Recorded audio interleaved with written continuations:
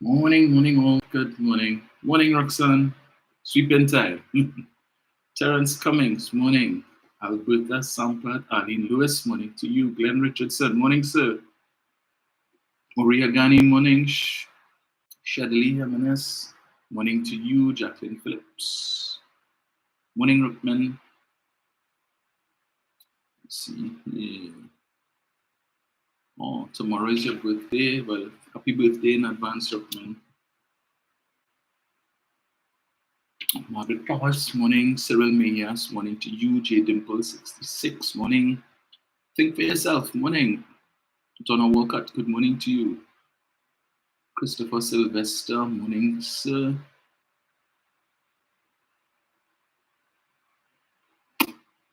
Neil Francois, always present. Neil, I think I saw you yesterday in San Juan by the place where they sell the pies and stuff now.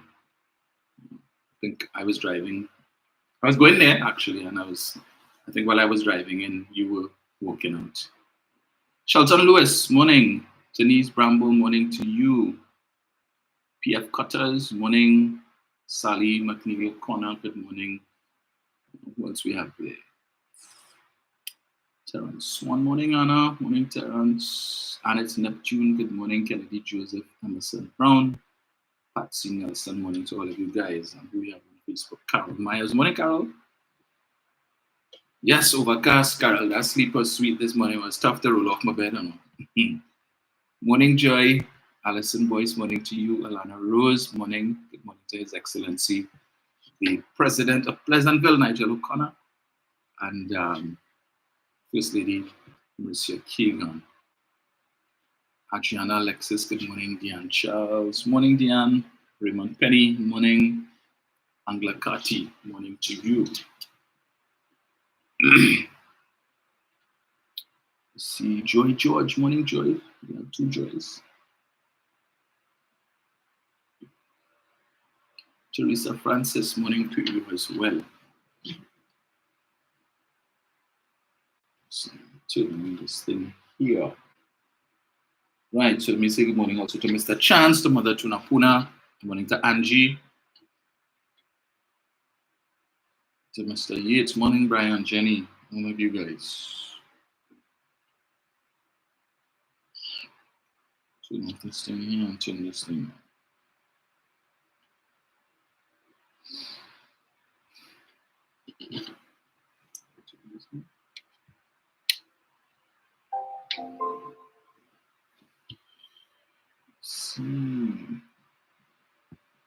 This is the Janice Matthews, morning, Janice. Julian Parker, Sarah Richards, morning to you.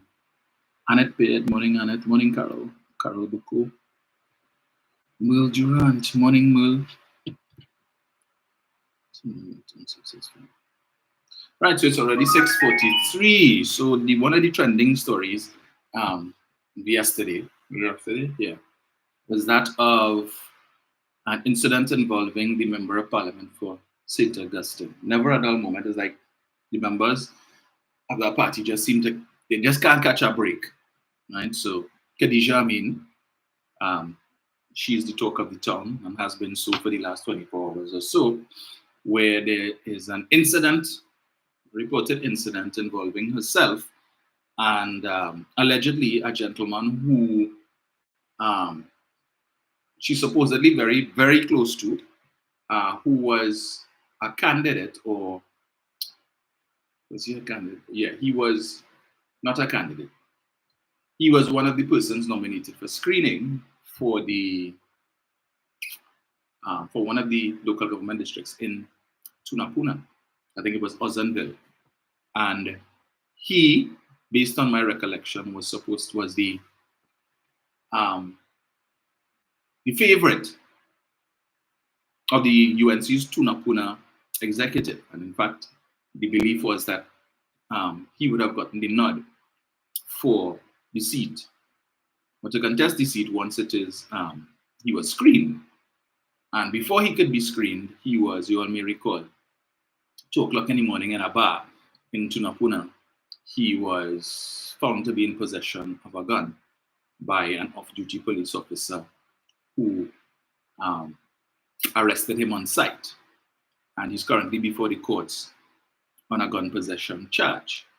And as a result of that, when word got out of this development that the leading candidate, or the leading nominee for the UNC nominee for the seat of Ozanville, had found himself in a bit of a mess with the police, the UNC moved swiftly to distance itself from him.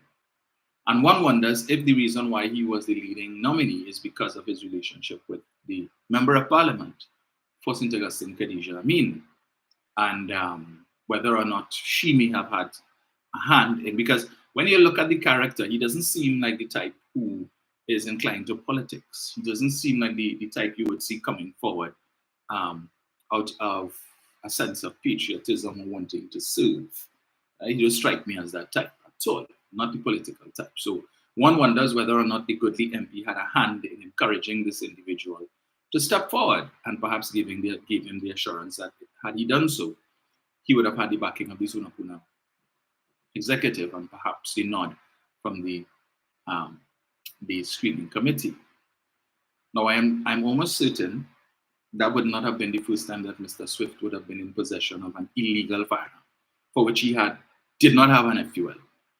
And given the supposed close relationship between himself and the MP, one wonders whether or not she was aware that this individual was in fact in possession of an unlicensed, illegal firearm. Find it difficult to believe, based on the nature of the relationship that we are now hearing, find it very difficult to believe that she was not aware. And these are the same people who come to tell you they're lamenting the state of crime in the country, and under the PNM, crime and murders and so on. But are we aiding and abetting criminals? I'm just asking the goodly Member of Parliament for St. Augustine. Is it that you weren't aware that this individual was in possession of said firearm? Or is it that you were aware, but because of your relationship with him, you decided to say nothing? And what was this individual doing with this firearm? Was it used to commit any crimes? Probably not murder, but maybe other crimes. What is his background? You just ask him, what's his background? Does he have a criminal record? Are you inclined to such persons? 9 o'clock in the morning, gunman, just say. I just asked him the question to the goodly Member of Parliament. So she found herself, based on reports, these are unconfirmed reports, but I've seen several different versions come out, but there is similarity in all of the versions. She was in a car, she parked her car in Tunapuna, she went to lime in some bar with the guy to have some drinks. Some intoxication happened. On their way back to her car, it is alleged that an argument ensued because he went through her phone, saw some numbers that he was upset about, pulled a knife, threatened to stab her. She attempted to exit the vehicle. It is alleged that he punched her on the right side of her stomach and slammed her head into the door, and she was able to make her way out of the vehicle and go to her vehicle. Subsequent to which, while this was taking place, she placed a call to someone indicating that she was being held against her will. The police was contacted. The police intercepted her vehicle somewhere in Tunapuna, stopped her, questioned her, and so on. And then they escorted her to the Tunapuna station. She was advised to go to the hospital to have a medical done to record her injuries. However, she refused to give the police a report or press charges against the individual. So it speaks volumes to me, right? The same people who lamenting the state of crime, same people. She could have been a statistic. She could have been murder number 100 and whatever, right? She could have been, depending on how intoxicated the individual was, how upset he was. She could have been. But she didn't report the matter. She didn't press any charges. I wonder why. Hmm? Okay. Let's see if I get this here. Hmm. So I hold all your horses. So get this here. Just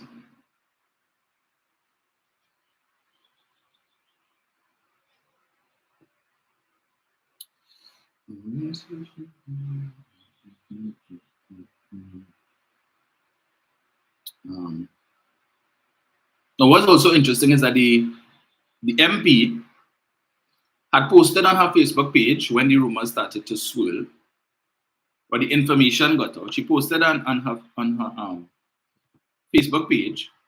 Let me see. I know I screenshot it because when I saw it, the information started circulating. And say, let me go on her page and see if she's saying anything about it. And something told me to screenshot it because she might probably take it up. And so said, so done. It read, my friends, I understand there are some rumors circulating. I want to thank everyone for their concern. I'm safe. I'm good. That post is no longer available on the Facebook page of the Member of Parliament for St. Augustine. Why did she take it down? I can only speculate.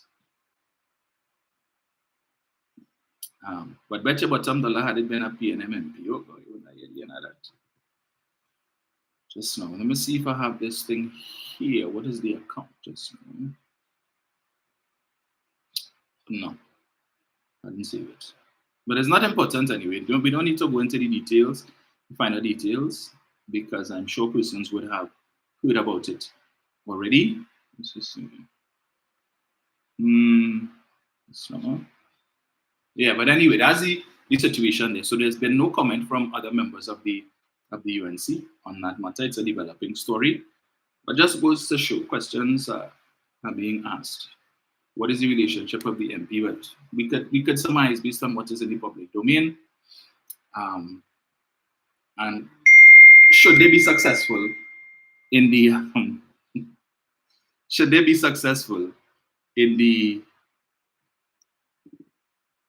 general election 2025, can we expect that this is the elements that the goodly MP should be made minister of, I don't know, local government and local government and rural development, or rural development, local government, based on her history in local government. As we know, she was once a councillor. She was also once the chairman of the Tunapuna Piako Regional Corporation. Um, and that is the basis on which the political leader chooses people or ministerial postings, I suppose, based on the person's involvement or in the respective field. So if she becomes the next Minister of Rural Development and Local Government, assuming they keep that same name, can we expect that this individual, a very good friend, who almost took her life, that he is going to be rewarded?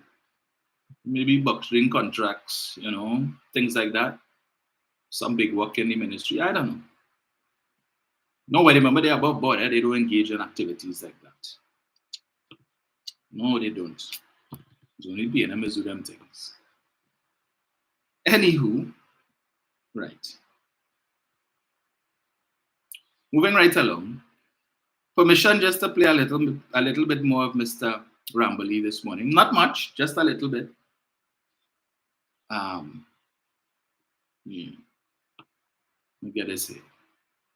Don't know how many of you got an opportunity to take in their Waste of Time Monday night forum meeting last night. I really couldn't. I just listened to one or two. Well, I listened to a little bit of Jalen John, a little bit of Michelle Benjamin, and a little bit of their political leader. Couldn't stomach all of that. That was a bit too much. Let me get this. Right.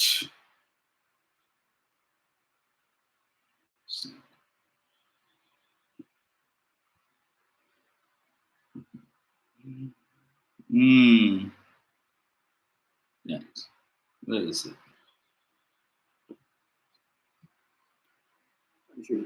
That is what I picked up in their responses to these four MPs simply saying we want elections to be called.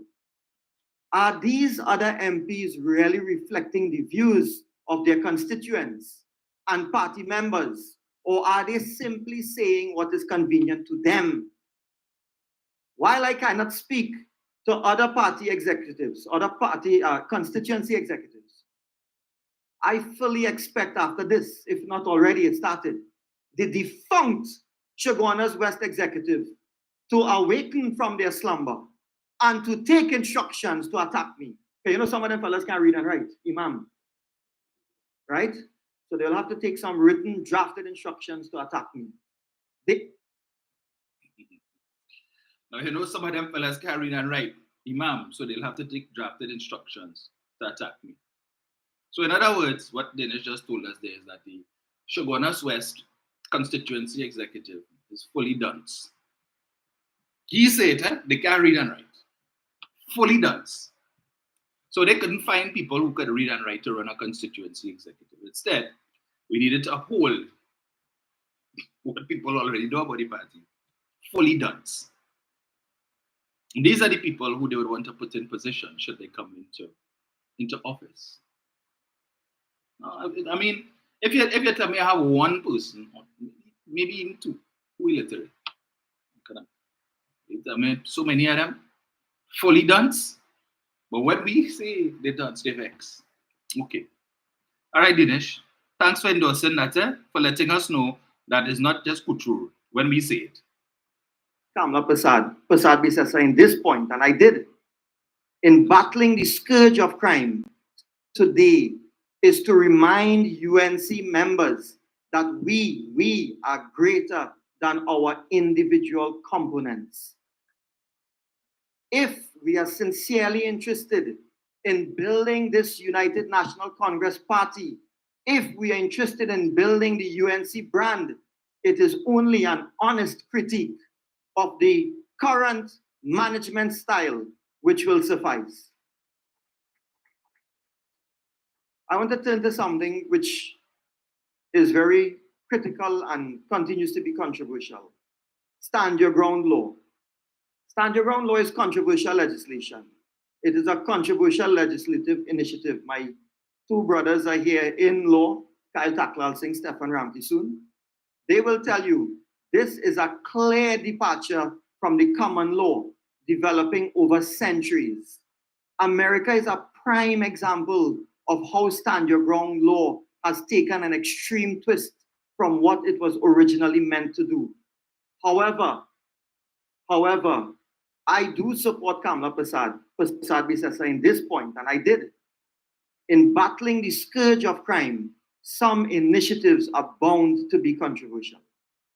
New ideas, however, must be debated with a healthy regard for constitutional rights, democratic principles, nation building, and cohesion and the safety of the citizens. In this regard, I support a revisit to laws which will deal with the application of self-defense law to the extent that we can see a transference of the fear into the soulless and dreaded minds of the criminals. But when Mrs. Prasad Bisasa chooses to trivialize and sensationalize on whatever else eyes such an important issue with loose talk for dramatic effect, like we all know it, load the matic, empty the clip, knock it on the head, knock it again. It reeks of irresponsibility. One would have hoped that stand your ground laws could have been properly debated for creating proper legislation. Mention must be made of the child who was removed from her home because as she was holding a gun, an adult was telling her, crack it. We saw that video circulating. This is the same kind of loose talk percolating into our homes with dire consequences. Trinidad and Tobago, I ask you, open your eyes. Where do you want this country to go? In fact, while we want peace, safety, and security for our families and especially our children, I find it personally difficult to witness how Mrs. Prasad Bisasa politicizes the state of crime in this country. Imagine on the day of the funeral of Andrea Barrett, we were in the parliament debating the evidence amendment bill. And well into the debate, there was no firm direction from the leadership as to whether we were in support of the bill or not until, I should say, the very last moment when the mood in the country was overwhelmingly angry.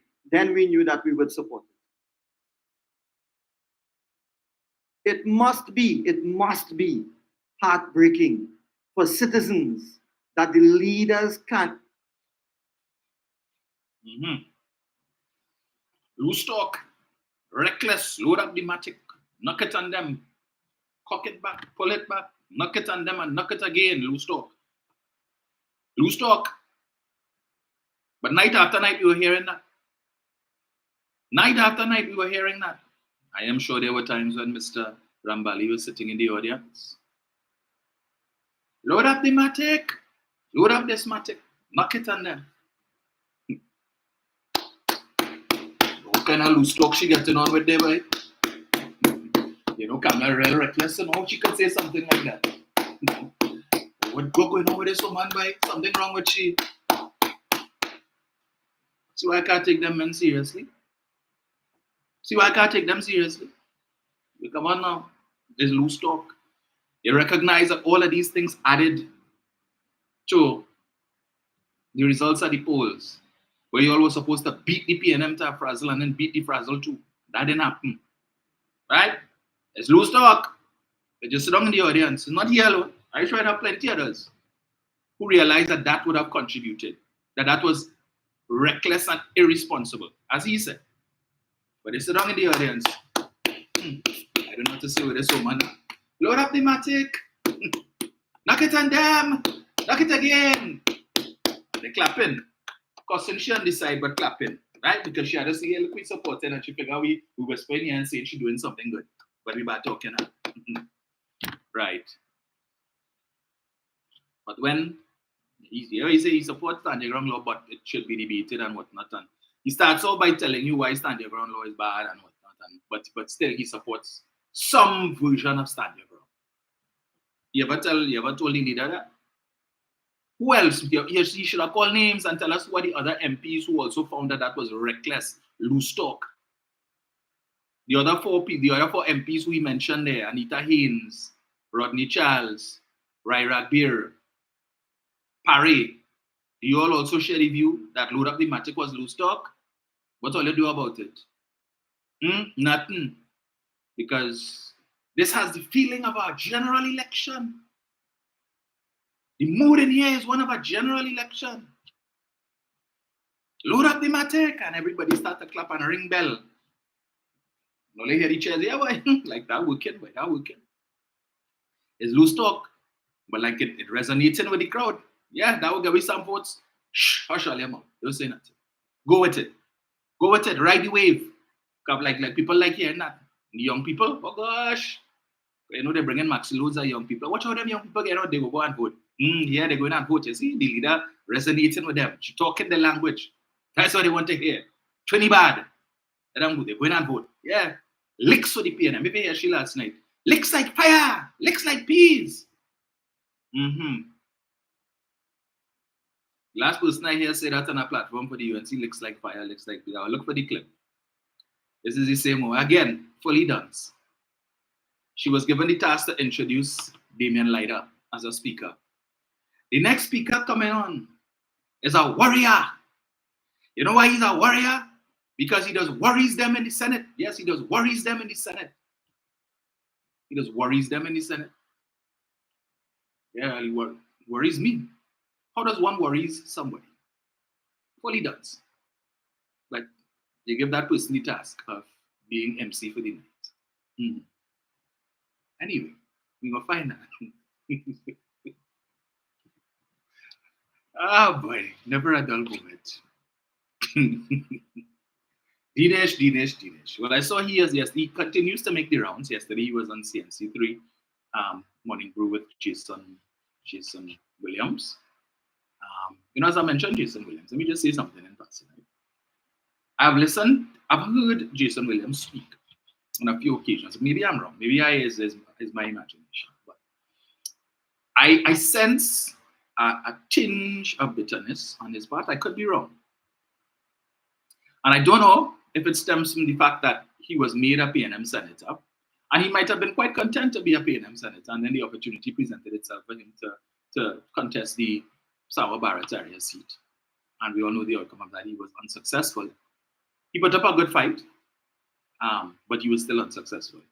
And thus ended his very brief political sojourn. Clearly, this is an individual who clearly he has a liking for the politics, tasted it, and so he had one or two missteps. The first time, I think, um, when he went to the Senate, there was an incident where a phone went off, and I think it may have been his phone. If that wasn't the case, I stand corrected.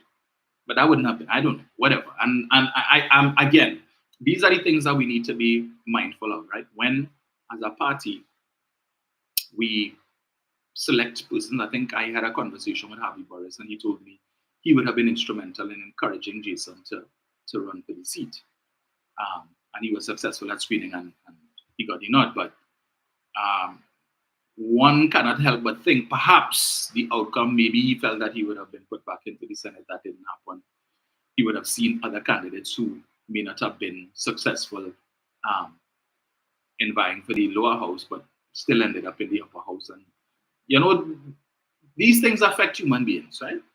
I don't know how the party has engaged him since the general election, whether there has been any further grooming or if it was, but I'm just saying that maybe we need to take a different approach on how we treat with persons like that, especially persons who are in the public domain.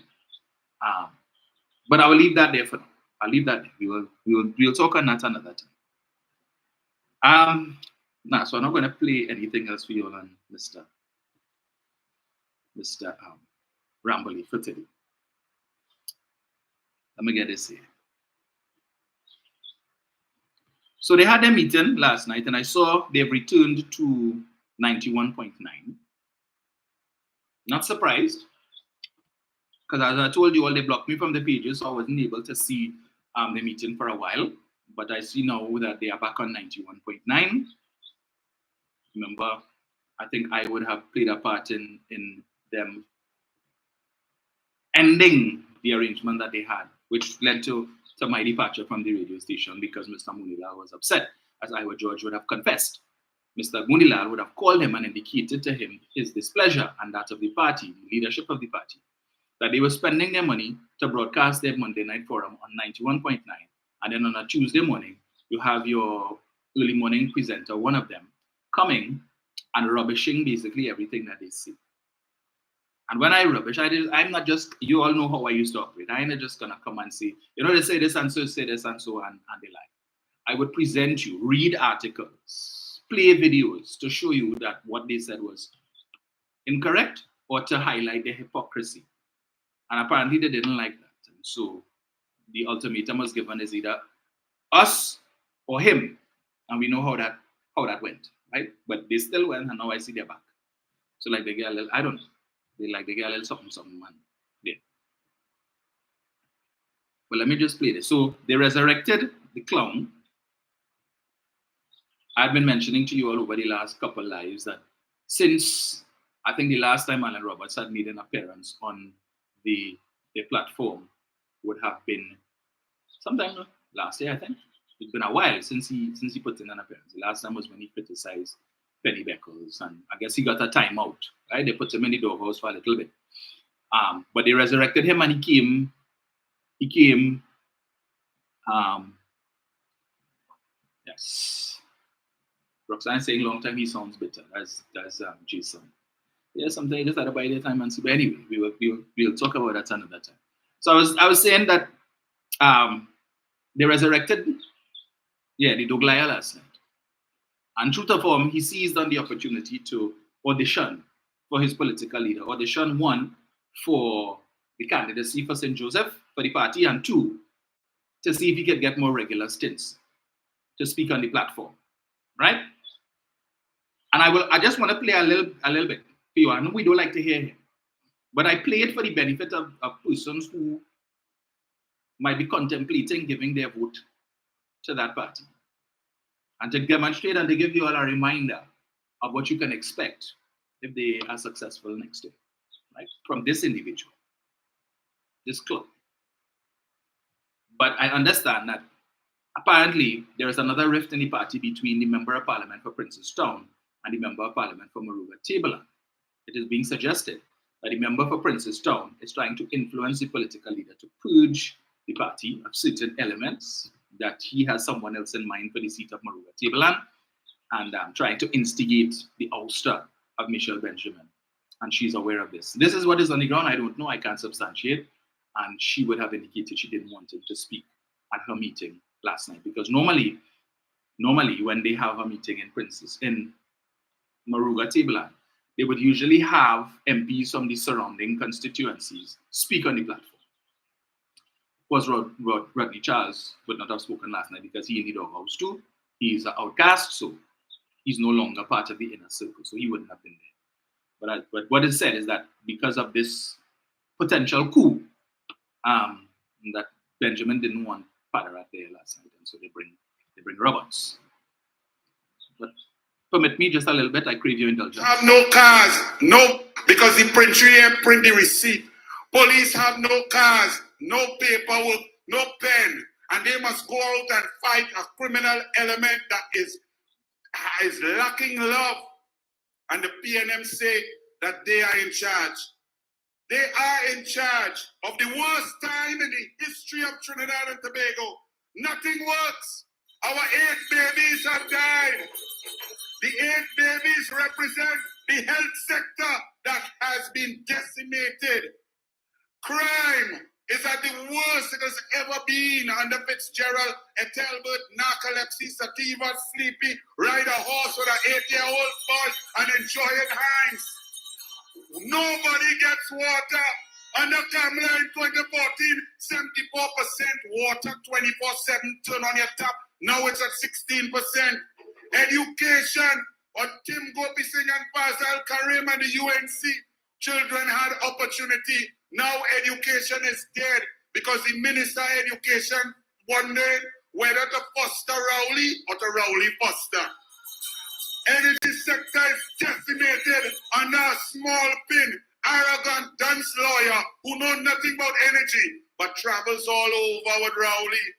Rowley spent $10.6 million to travel over 3 years, and he achieved nothing for you. That is $20 million because he took his sidekick with him everywhere he went. He had to have his small pin. He can't breathe without a small pin. Rowley needs his small pin. That is $21 million. That is 4,400 laptops for children for these 2 clowns to fly all over the world to achieve absolutely nothing. Elections have consequences. Our babies are dying. Our babies have died. Sport and culture is dead. We can't even get a soca monarch. It was Kamala Prasad, the Cesar, who had soca monarch every year. Increased prize money and opportunities. Calypso monarch, increased fan. They boasting that they pay per man 500. Kamala was paying 1,000. The economy under the Dwayne Imbot is shattered. We have no revenue streams. The only revenue stream is to tax you and take what you don't have. They give you 4% and then tell you they come in for 12%. That is mathematics. PNM is subtraction. UNC is addition. Kamala will increase the revenue streams and no new taxes. Kamala will untax the property tax. Prime Minister Keith Rowley is the worst Prime Minister in the history of Trinidad and Tobago, bar none.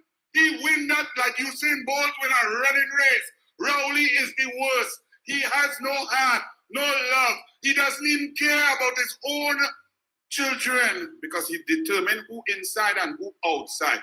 Imagine that. If he cannot even care about what comes from within him, you think he have time to study you? You think he have time to study you in Maruga Tableland, in Indian lingua? Understand this. Elections have consequences. General election begins right here in this by-election. The United National Congress, strong, one leader, one party. God bless.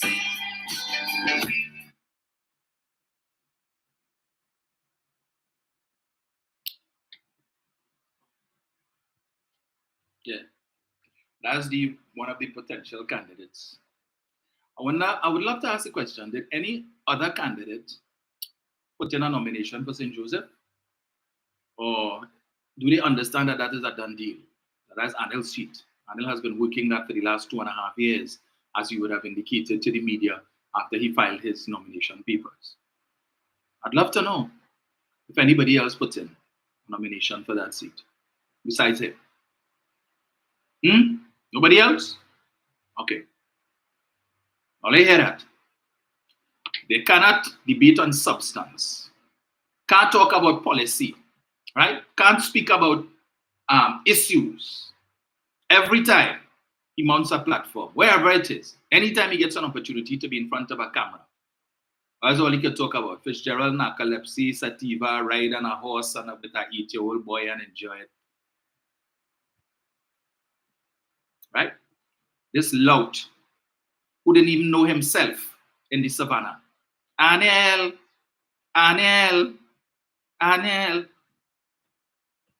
Hey, it's me. Is Anel? Watch out. Yes.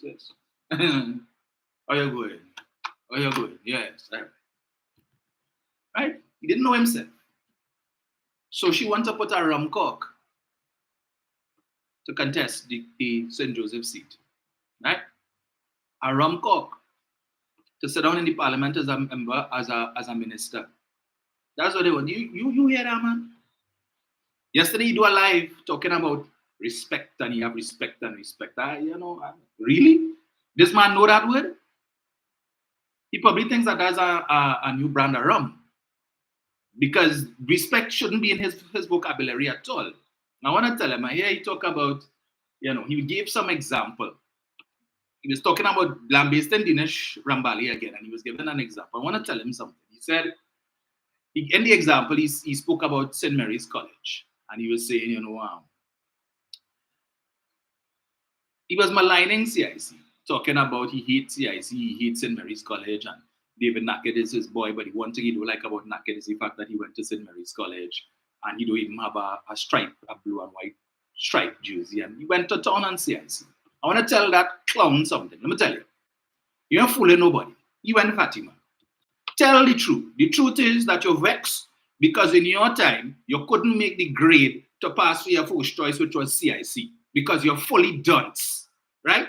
You had to be in the upper 90 percentile, 95, 96, to qualify to go to CIC, and you couldn't make the grade. So you passed for your second choice, as I had to tell one of my colleagues recently who went to Fatima. Every time they want to gripe about CIC, you passed for your second choice. Fatima, you had to settle for that. So you're vexed now when you went like CIC because they didn't want you. They didn't want you because they probably realized that you're a clown, you're a dunce, you're a consummate failure. And CIC already has to contend with and grapple with the fact that we had one jackass assembly in the person of David Naked on our alumni role. We don't need two. You understand? 2 would have been too much. I just wish Fatima would probably take David Naked as an honorary alumnus. We don't need 2. So CIC was too happy not to have you. Think of the embarrassment. We already have 1 disgrace to deal with. 2? No. So Roxo, you didn't have the caliber. You were not CIC caliber, my friend. The likes of you, we would have been embarrassed and even double shamed today if you had gone to CIC. Or maybe if you had made the grade, you might have come out a better individual. You might have had some more sense. Or you might have learned respect and understand that it's not a brand of rum. Yeah? Maybe they might have put something in your cabeza. Not to denigrate Fatima, but oh gosh, but that's all across the bay. Hold that, keep that. Keep that far from CIC. We don't even want him. He must not even drive up Pembroke Street or drive down Frederick Street. Upper Park Street side. Forget that. Go up Henry Street. Go Charlotte Street. Bypass Pembroke Street and bypass Frederick Street. They don't want you. Nowhere even close to the college. Right? So I may just throw that in there for him. But anyway. Let's see. Right. So that was that clown last night. So the political leader came last night. She talked a lot of nonsense. Interestingly, she didn't address the bacchanal that taking place in the party. She avoided that wholly, and probably they advised her to do that. Because I'm sure she felt inclined to go after them, right? But she didn't. She didn't touch on that. She talked about a host of that thing. I tell you, I was sleeping on myself half the time. But there were 2 things she mentioned last night, which I felt needed to be addressed. One, For the last month or so, Mrs. Prasad Bisesa has been railing about this EBC report that was laid in the parliament on Friday. In fact, just now, let me get it here. Right. She was championing that cause. So much so that she was posting on her Facebook page about it, that the government is breaking the law. They're supposed to let me see if I get this thing. Yes. Some of you all may not have been aware of it, but anyway, let me get it here. Statement of the leader of the opposition. She posted this on April 1st. The Honorable Kamla Prasad Bisesa, SC, MP, Missina A, re government's failure to lay the 2024 EBC report in Parliament. She says, I have taken note of the false narrative and misleading claims that the UNC has not been holding the government to account over its very worrying failure to lay the 2024 EBC report in Parliament. This is furthest from the truth. The UNC has been consistently raising this matter and will continue to do so in and outside of the Parliament. As per the Hansard record on the 18th of March 2024, I stated in the House of Representatives, and I quote, the government is in breach of the Constitution once again by its failure to lay in this House the report of the Elections and Boundaries Commission, which was due in March. Further, a motion on the adjournment of the Senate by Senator Wade Mark was accepted by the President of the Senate on the 22nd of March, blah, blah, blah, regarding the need for the status update on the report of the Elections and Boundaries Commission on the review of constituency boundaries pursuant to Section 72 of the Constitution. Also, following the ongoing ominous silence from the Rowley administration on the critical issue by letter dated April 1st, I have had cause to formally write to the CEO and commissioners of the Elections and Boundaries Commission seeking explicit clarification of whether the EBC has fulfilled its mandate in law to supply the relevant report to the government, stating in part that we have reviewed the EBC's deadline for the submission of the report to the Prime Minister and the Speaker has passed, and in light of the passage of the EBC's constitutional deadline to submit the boundary report, can you confirm the following? The date of the 2024 boundary report and the date on which the report was sent to the Prime Minister. She goes on to say, we do not, just on. Right. I reiterate that this issue is a matter of great national concern and significance. That is right. It can affect the outcome of the next general election and the overall political stability of Trinidad and Tobago, given the possible highly questionable changes to the electoral boundaries that the report may propose. Then she spoke about precedent with Tobago, where the government would have increased the number of seats from 12 to 15 to try and break the deadlock. We know what would have motivated that. She goes on to say, I remain adamant that any arbitrary boundary changes by the EBC can have negative effects on who forms the next government of Trinidad and Tobago. That makes no sense to me. Can have negative effects on who forms the next government of Trinidad and Tobago. So if the boundary changes are in favor of the PNM, it's negative. But if it's in favor of the UNC, it's positive, right? Hold on, I'll come into that. Notably, in the past decade, the UNC has consistently and successfully challenged several of the EBC's arbitrary decisions regarding general elections. I confirm that we are employing similar vigilance regarding any upcoming proposed arbitrary boundary change of EBC that can be deemed biased towards the PNM and contrary to our democracy and constitution. The UNC will continue to hold the government and the EBC to account for the 2024 report and advise the national community accordingly. Now, you all know they have this running narrative from since 2015 after they lost the general election, that the EBC is a PNM party group. The chief elections officer, Fern Narcisco, is supposedly the niece of Maxi Coffey.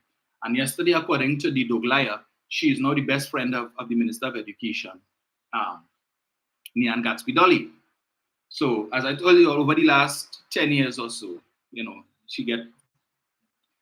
Fern get relics. It's all kind of thing. If she's not somebody niece, she's somebody cousin, somebody's stepchild, somebody godchild, twice removed, all kind of things. Right? In their narrative to say that the reason why every time they lose an election, the EBC is a PNM party group and they take in the election for the PNM. She make all of this manima about this report. The report was laid in the parliament on Friday. They won the report. Why they want this report so bad? Because they wanted the report to see what are the proposed changes, boundary changes by the EBC, so that they could run on the Monday night forum meeting and any other meeting hence Just say, look, you see, we was telling earlier, the EBC trying to thief the election for the PNM. Look at the boundary changes that they made. Look how they moved this PD from here and put this here and all this, and we will not allow this, and we will challenge this in the court. That's what they would have said. That is what they wanted the report for. She come last night. They got the report since Friday and talking about, well, we are studying the report and we haven't completed that exercise yet. But we noted that there are some boundary changes and they shift some PDs from one constituency to the next. So we have to study that, and then we have to do some site visits to see what is the impact of these changes and so on. So they're going to take them a little time, right? Since Friday they get it, but she would have you believe they didn't study it yet. We haven't gotten the opportunity. You wanted the report all the time. Whole month now you're calling for it. You get it, and you will have us believe that this whole weekend. Because it's not to say that the EBC made sweeping changes or recommendations or proposals in this report that they're going to take you a month or 2 months to study. There's few changes based on what she said last night and what I've seen in other publications. They only needed 1 day to study that. And they have a whole team of persons, I think led by Ratty Ram, who looks into these things and studies the elections and studies the results and in the different districts and so on. So they would have taken, probably as soon as they got that report on Friday, they started to review it. So let me see what the EBC do here, let me see what more changes they make here. They would have taken all of Saturday to review that report, to see if the boundary changes were in favor, the proposed boundary changes were in favor of the PNM. And she would have gone to town on that last night. But she come last night, we have to review the report. And so we need to, but listen to the hypocrisy in it.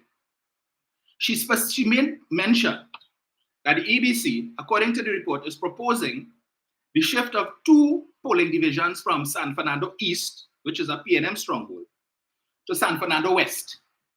And then she said they remove 3 polling divisions from Oropouche East, which is a UNC stronghold, and put it in San Fernando East. So she's questioning, why remove 2 PDs from San Fernando East to put it in San Fernando West, and then take 3 PDs from Oropouche East and put it in San Fernando East, when you could have just moved 3 PDs from Oropouche East and put it in San Fernando West and not touch San Fernando East, right? That is her concern. But she knows the PDs by number to quote and tell you PD 40 whatever and PD 4 whatever was moved from San Fernando East and put into San Fernando West, and that was her complaint. The EBC is also proposing the change of name of 5 constituencies. They want to change Dabadi Omera, I think, to Malabar. Can't remember the name of it. They want to change the name of Aruka Maloney, Lopino Bonnet West, Pointe-à-Pitre, and what's the 5th one, boy? So far you see, they want to change the name of the 5. 3 of them so far. Right, they want to change the name of Pointe-à-Pitre to Claxton Bay, and can't remember the 5th one. But anyway, you get it. But the majority of the proposed changes are in constituencies currently controlled by the PNM. They have no problem with that. But she wants to know why they want to change the name of the Pointe-à-Pitre constituency from Pointe-à-Pitre to Claxton Bay. No proposals in terms of shifting PDs or anything. They just want to change the name. And her complaint is, well, if you want to change the name of Pointe-à-Pitre to Claxton Bay, why you don't change the name of my constituency, Superior? Because 24 of the polling divisions in my constituency fall under the Penal Davey Corporation. So why not change the name of her constituency to Penal something, since the majority of polling divisions fall in Penal? Right? That's her complaint. But she has no problem with them making any adjustments to the names of the PNM constituencies. Because they can't win that. They have no hope of winning Dabadi Omera. They have no hope of winning Lopino Bonnet West. And they have no hope of Murray means easy. Right. Aruka Maloney. They can't win. So whatever changes they make, she ain't concerned about that. But she concerned just a name changer from Pointe-à-Pitre. But she say they could change the name to whatever. It licks like fire and licks like peas. Okay. Listen to the hypocrisy in it. Just claim that they didn't study the report yet. And they had to go and do site visits. It's absolute bullshit. Rubbish. You know why? They studied the report. They did their research. And based on what I saw posted by a gentleman by the name of Anis Rahman, who is UNC, part of a group called UNC and Proud, a group, a supposedly progressive arm of the UNC, comprising people like Kyle Taklal Singh and these guys, who are opposed to well, they weren't before, but now they've been speaking out through this UNC and Proud Facebook page. They've been critical of some of the actions of the leadership of the UNC. But a gentleman by the name of Anis Rahman, I think he's an attorney too, he had time to study the report. But she come last night to tell you, we still study, we didn't get time to study the report yet. You didn't get time to study the report, but you went to town to talk about which constituencies had PD changes, the polling divisions. You went to study how many polling divisions in Sapari and all of that. But you didn't get time to study the report yet, and you need to go and do site visits to see where they shift the PDs and the impact that it was going to have. Because somebody tell her, but leader, the boundary changes and the proposals that the EBC is making will only strengthen the constituency for the UNC. She said, how you know that? That is based on 2020 data. Let me read what Anis Rahman said and why it is the hypocrisy and the lies that I can't take from them. So after they make a big hullabaloo, they thought that the report would have been adverse to them. That is what they were hoping, so that they could continue to foster this narrative that the EBC is a PNM party group and the EBC want to thief the election and we need independent observers to come and oversee the next election because we can't trust the EBC. Let me read this. Right? Let me get this in. This is Anis Rahman saying, the EBC in its 147-page 2024 review proposed a number of changes in both names of constituencies and boundaries. The proposed boundary changes affect a few UNC and PNM safe seats, with no risk to the incumbent party that holds those safe seats. But the changes also affect 3 marginal constituencies. Listen to this, sir. Pointe-à-Pitre A, by shifting polling division 3206 from Tabaquite, which gave the UNC 280 and 301 extra votes in 2015 and 2020, respectively. So in 2015, this polling division 3206 in Tabaquite gave the UNC 280 extra votes, more than the PNM. That figure went up in 2020 from 280 to 301, right? So they beat the PNM by an extra 301 votes in PD 3206 in Tabaquite. The EBC is proposing that this polling division be moved from Tabaquite and put into the constituency, the marginal constituency of Pointe-à-Pitre. So that favors who? This strong UNC polling division. They want to put it in Pointe-à-Pitre. San Fernando West, by shifting polling divisions 4005 and 4006 from San Fernando East, which gave the UNC 111 and 87 extra votes in 2015 and 2020, respectively. So these 2 polling divisions are pro-UNC. In San Fernando East, which is currently held by Brian Manning, right? These are UNC polling divisions that are being proposed to be removed from San Fernando East, where they pose no threat to the PNM, and put it in San Fernando West, which is a marginal seat.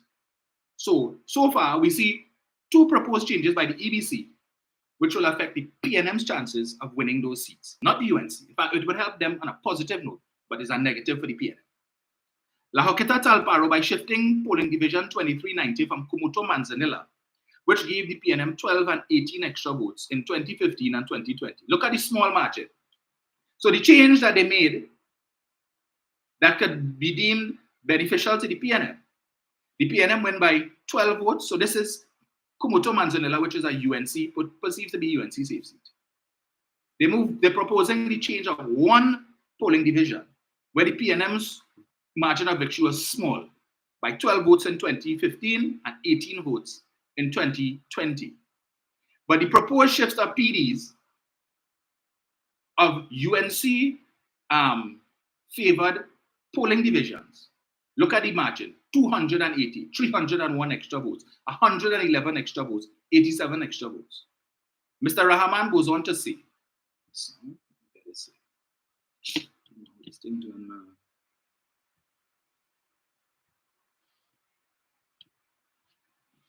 Right.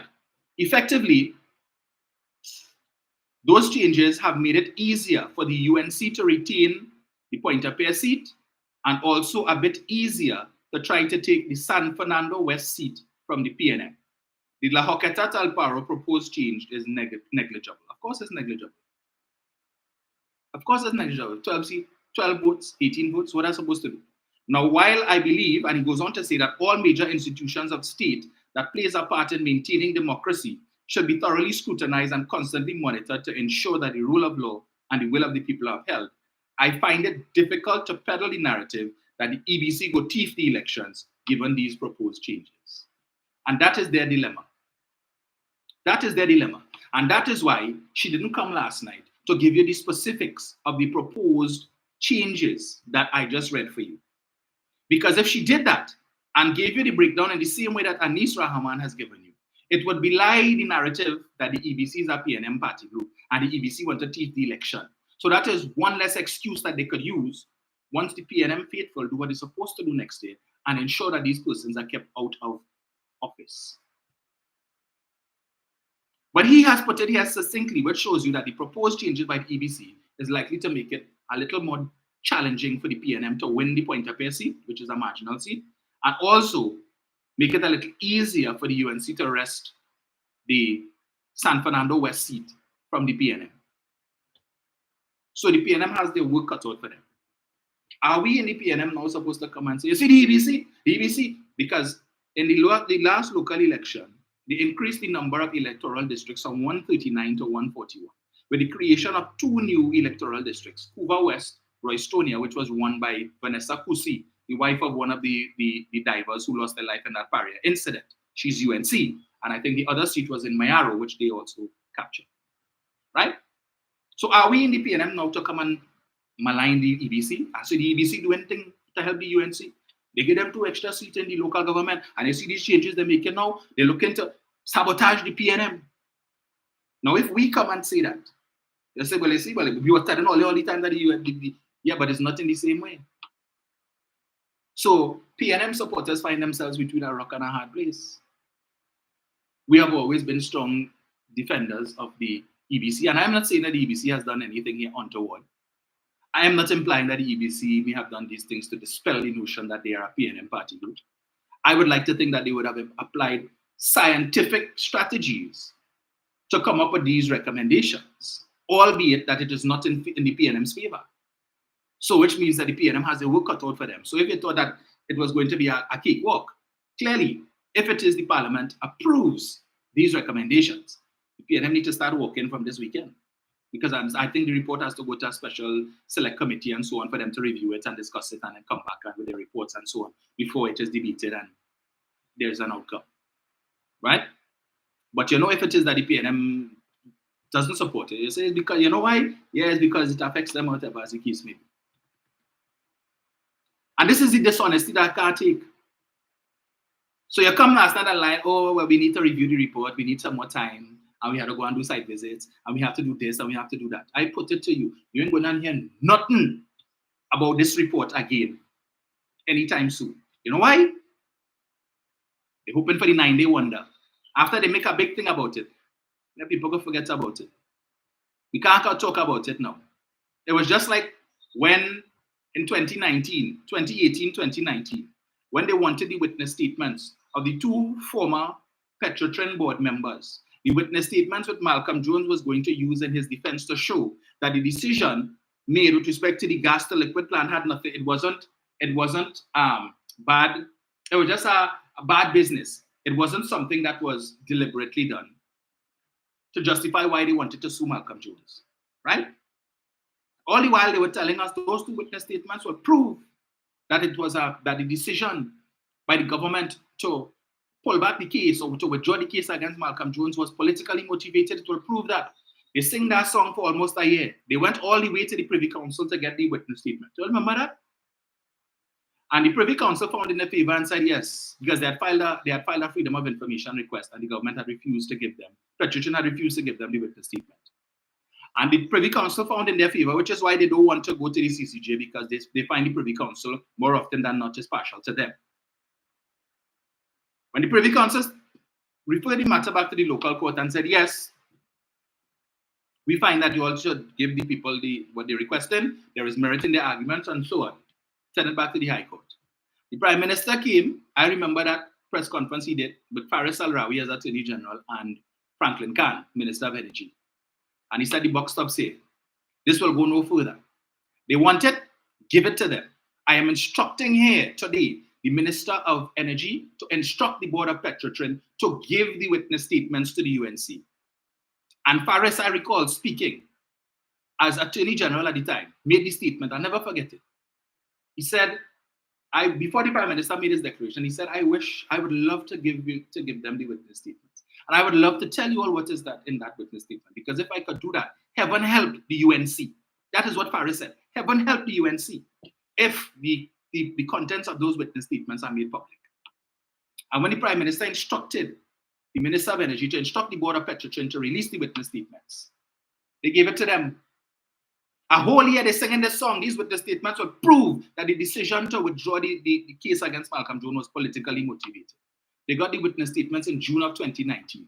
We are in April of 2024. Almost 5 years later, we have heard nothing further about those witness statements from the UNC.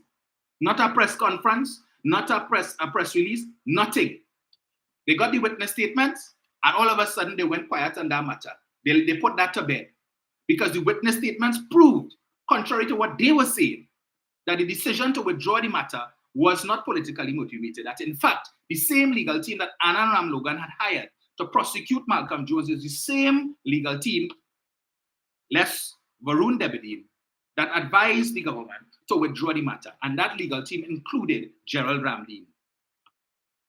Those two witness statements, which were not provided to Mr. Nelson and Russell Martino in their decision to advise the government to pursue the case against Malcolm Jones. Both men subsequently indicated that if they had had sight of these two witness statements and the results of the judgment, the arbitration judgment between WGTL St. Lucia and Petrotrin, which Petrotrin won, they would have advised the government, do not sue Malcolm Jones. That case is bound to fail. Don't sue him. But those two pieces of evidence were never provided. So it's the same thing that will come now. Right? We ain't going to hear nothing about that. They wanted the report, they want the report, they get the report. Now the report is in their favor. And it is not in favor of the proposed changes and not in favor of the PNM. They go ahead and leave it so. They're happy with that. And if they talk that talk, it will show. But anyway, there's one more issue I wanted to right. Wow. Yeah, I keep saying anyway. In the interest of time, I keep saying I wanted to talk about Brent Thomas, and I don't know that time again. So let me just touch on one other thing that the misleader of the opposition came with last night. Fear-mongering again. The same thing that Rambali talked about. That this whole issue of the inheritance tax was a figment of her imagination to try and frighten people to run to her and to her party to be the salvation and to save the population from this dreaded inheritance tax that this wicked Keith Rowley and his administration want to levy on the people, right? She come back last night. Is the last point she mentioned. Let me see. Let me get it here. Just want to play this quickly.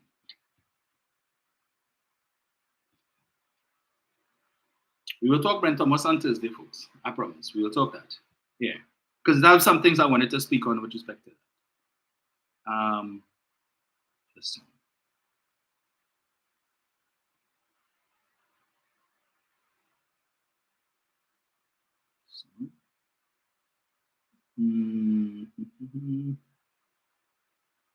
just one sec.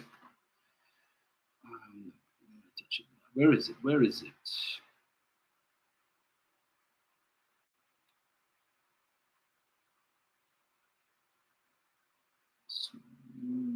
Where is it?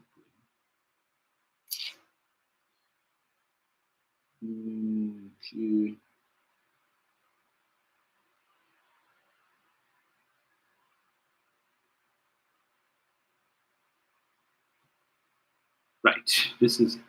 Just one sec.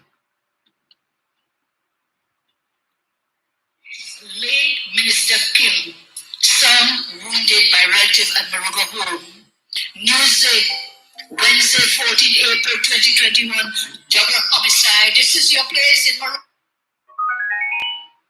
Peaceful villagers come to, and you know why? In the last election, some of you took God out of your thoughts and you put your X in the wrong place. Next election, remember, put that X next to the rising sun. Remember, place your X next to the rising sun. And people are speaking about a crime everywhere in our country. We have held a lot of crime talks, and we will use that to formulate our policy and further policies going forward as we fight crime in Trinidad and Tobago. I wanted to just share finally with you a Reuters report which came out today, the 15th of April, okay, today. So whilst we are putting things in place, there's a development emerging on the international stage. You might not know, but it will impact on our nation. A Reuters article published today states that a U.S. State Department spokesman said that the U.S. government will not renew the temporary license that has been easing sanctions on Venezuela's oil and gas sector if President Maduro does not make progress towards free and fair elections. That license, Mr. Jackman, expires on the 18th, I think, of April. So already the US had given a license saying they will lift the sanctions on Venezuela. And unless conditions change, that license expires April 18, will have severe implications for the future of TNT. Because both Rowley and Stuart Young, they have put all of the nation's hopes and dreams in the hands of Venezuela by placing all our national eggs in that one basket. Banking they are heavily on cross-border gas deals like the Dragon Project with Venezuela. Time and again, we have cautioned against such a narrow focus. If this Reuters report is factual, and we'll know within a few days, because the license is set to expire on the 18th. I don't think Reuters will write. They are not like other media. They're international media. They're not like Arnold Media, okay? I heard them describe you today as Arnold as a great media personality and spokesman. So this is, you will feel it will not impact on you, but it will really impact all of us. Because if we don't have the oil and gas, if we don't have the energy sector, this government has developed nothing to bring revenue into our country. No other streams of revenue. They still rely on the energy basket. So very serious matter. We'll continue to monitor and keep you updated. I don't know if it is that Mrs. Prasad Bissessa was asleep for the last 2 months, if she was inebriated for the last 2 months, if she was only watching Fox News for the last 2 months and out of touch with local news, if she's obsessed with Donald Trump, so she didn't have time. This issue of this license that is due to expire, as she said on the 18th, was raised in the public domain about 2 months ago. In fact, Stuart Chung would have given a comprehensive statement on that because it was UNC operatives, the likes of Jayanti Lakshmidiyal and others, who posted on their Facebook page when this announcement was made by the US State Department. The statement that came out, Jayanti Lakshmidiyal posted it on her Facebook page with the caption, "The dragon can't dance, dragon gas dead," because this license that is due to expire in April, that the State Department says if they do not see a change in the positioning of Maduro with respect to internal elections in his country, national elections, his treatment of opposition forces and the like, if they do not see efforts towards a democratic election, a free and fair election, that the license would not be renewed, right? So she come last night to tell you, again, fearmongering, you need to be concerned because you see this license going to expire, and this license, when this license expires, that is the end of the dragon gas. I'm sure many of you all would recall that Stuart Chung would have indicated when this issue was raised 2 months ago on numerous platforms that license does not apply to the dragon gas deal. that there was a special license, I think it was OFAC, that was given to Trinidad and Tobago, that is separate and apart from this license that governs other oil and gas operations with respect to Venezuela. We were given a special license. So the expiration of this license on April 18th or whatever date has nothing to do with us. So contrary to what she just said, that you may think it wouldn't affect us negatively, but it will have an impact on us because of the... It is not true. Stuart Young made it abundantly clear. He gave a detailed explanation in the House of Representatives and outside. But this is the person who wants to be the next Prime Minister of Trinidad and Tobago and is totally clueless, or is just playing on the ignorance of the fully dunce, like the members of the Shogunas West constituency executive, according to Dinesh Rambali, the waterfront ilk, who the only source of information that they rely on to find out what is happening in the country with respect to governance, the economy, politics, or anything is what comes out from the Monday Night Forum, what comes out from the Underground Report, and Douglaya politics. They're too intellectually lazy to go and read. They wouldn't look at the Parliament channel, except if it is that the leader have something to say. If she's making a contribution, they listen. And as soon as she finished talk, they turn off the TV or they switch the channel. How can you trust somebody or give the role of prime ministership to somebody who is so totally clueless? Where was she? This was a national, it was all over the place. It was talked about for a whole week. Energy experts were talking about it, and Stuart Young made the point. 2 separate licenses. The license that expires in April has nothing to do with the Dragon Gas deal. When he said it in the Parliament, where was she? Was she asleep? Was she in her phone watching Fox News? Or was she sitting down in her office in the Parliament building watching Young and Restless and Days of Our Lives or General Hospital? Or whatever is her favorite soap opera? That she didn't hear that. And you know what's unfortunate? The others, there are those sitting down in the audience there who know that Stuart Young spoke about it. He made the differentiation. That issue was aired and dealt with. And listening to her talking this talk and said nothing. But I guess it's probably because she said it at the end of the meeting. Because you know, whenever she makes a gaffe and she says something foolish or something that demonstrates how ignorant she is and clueless, they like to pass her a note. Just pass her a little note so she could read it. But like they didn't get time last night to write and pass the note to her. You know, that was raised 2 months ago and it was dealt with. It's not the same license. That is 2 different licenses, madam. But I would like to think that at some point in time last night after the meeting or sometime today, they would advise her that matter was dealt with. So don't bring it up again. You said that you will continue to monitor it and you would keep the population up to date. So while she going home, what today is the 16th? 2 more days? The 17th? The 18th? Right. Okay, we need to call a special meeting on the 18th. We will call a Thursday meeting. Or we will call a press conference on Tuesday to say the license expired and the Dragon can't wine and Dragon can't dance. Or we can't wait for Monday to talk that talk. To tell them, yes, the leader, leave that alone, please. That license doesn't affect us. A special license was granted to Trinidad and Tobago. So that was dealt with. That's why we haven't been talking about it. Don't embarrass yourself.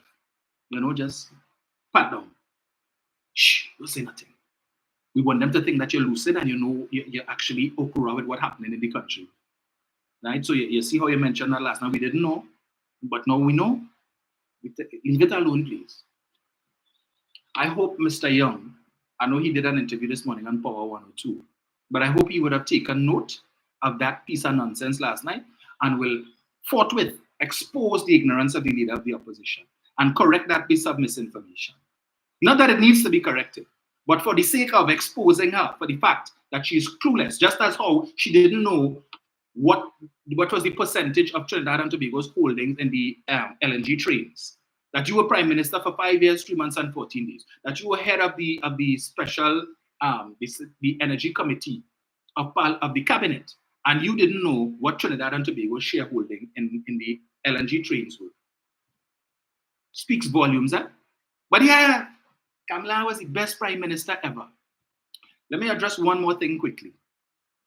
So they filed a question in the parliament to ask the prime minister to find out how much money the prime minister spent on travel. They had promised that. You all recall when he went recently, when he went to, I think it was some Middle Eastern trip he had made, and it was paid for by that admin, the government in that. I can't remember. I think it was Mohammed bin Salman or whoever. That side of the world, Saudi Arabia, wherever it is that he went. And Munilal was claiming that trip cost, their estimation was that the trip would have cost in excess of $3 million and all of that. And in fact, that was not the case. And he promised that they would bring up a question in Parliament to find out how much money the Prime Minister spent on travel for the last 3 years. And these shameless bastards come last night to tell you that over 3 years, the Prime Minister spent just over $10 million on 19 trips. 19 trips, just over $10 million. And looking for, what? Nah, boy. Well, he didn't get it. Because I think the question was posed by Mudila. So he come with the document last, and if you see him reading, he went on one trip to St. Lucia, and that trip was 4 days, and it cost $75,000. And when you minus travel and whatnot and so on. And then he went to Ireland, and then he went to here, and he spent this amount. And I'm saying, you for real, Munila? Keith Rowley, 19 trips, 3 years, just over 10 million. Kamala Prasad Bisesa, one trip to India, $15 million. One trip to India, $15 million. Not 10 trips, one. 400 and something hours of flight time, helicopter, from the Queen's Park Savannah to the Pink Palace in Philippines, $6.1 million. Or is it that these hypocrites forget that? Or they figure that everybody fully dons like the Shogunas West constituency executive, and we forget that. So between helicopter rides from the Queen's Park Savannah to the Pink Palace in Philippines and one trip to India, almost $19 million. But you come in to complain, Keith Rowley, you went on 19 trips and it cost. I don't know who that's supposed to impress. And then say nothing came out of these trips. I don't know why they didn't ask for the amount of money that was spent on trips for the entire time that Dr. Rowley has been Prime Minister. Because you see, they want to identify the last 3 years to say nothing come out of them trips. But they wouldn't go back to 2016. So I had to engage one of their supporters on a post, this very same post. You can see the kind of nonsensical and foolish arguments that they put in out. But let me just remind them of something, right? With this claim that all the traveling Rowley do and nothing happening. Shucks, the main issue I wanted to talk about is when I talk about it. All right, Tuesday for that. And I really wanted to talk about that the latest report on the Heritage and Stabilization Fund and the recovery of the Heritage and Stabilization Fund and the idiocy of some of the comments of the supporters of that party. Some people, when they're going through Facebook and they see certain posts, or they should just read the headlines and scroll. Don't say nothing. There's an old saying, it's better you keep quiet and let the people feel that you're a fool than you speak and remove all doubt. And there are lots of people who support that party who need to adopt that mantra. Hush your mouth. Things that you know nothing about, especially when it comes to investment portfolios and how they operate, bypass straight. Say nothing. The level of ignorance that I saw in some of those comments yesterday made me want to take a pencil and stab myself in the eye. I could not believe that. But anyway, I will deal with that comprehensively on Tuesday. I don't know how I forget that, and that was the main thing. But anyway, let me read this Newsday article for you dated Friday, 27th of April, 2018. For all who say Rowley traveling and he never bring back, and that has never benefited from these travels. And at least he never went and bent down and touched no foot. And also too, when he goes abroad to meet with executives of energy companies, he don't meet them he don't invite them to come up to his hotel room and he dressed in a white Vita vest, boxer shorts, and slippers. Or he barefoot and his toes looking like, and his feet looking like if it dry, like if it is he mixing cement. He does that. Unlike somebody who invited executives to come up to your room to have official chat, official discussions. These men are dressed in suits, and you have on a duster coat, a head tie, and slippers. Right? And based on recent pictures that we've seen, you're looking like they went to offer an apple, a poisoned apple, to Snow White. BP, the biggest natural gas producer in the country, has agreed to pay the government $1 billion for long disputed outstanding claims, while the government will repay nearly US $100 million in VAT refunds. Prime Minister Dr. Keith Rowley said yesterday at the post-cabinet media briefing, Diplomatic Center, St. Anne's, that in the next 3 days, the government and BP will sign off the agreement where the energy giant will repay this country upwards of $1 billion for these legacy issues as they related to compensation for fiscal gas matters, while the government will work on a strategy to facilitate the VAT repayments. The company understands our financial situation and is prepared to work with the government on the issue of VAT refunds.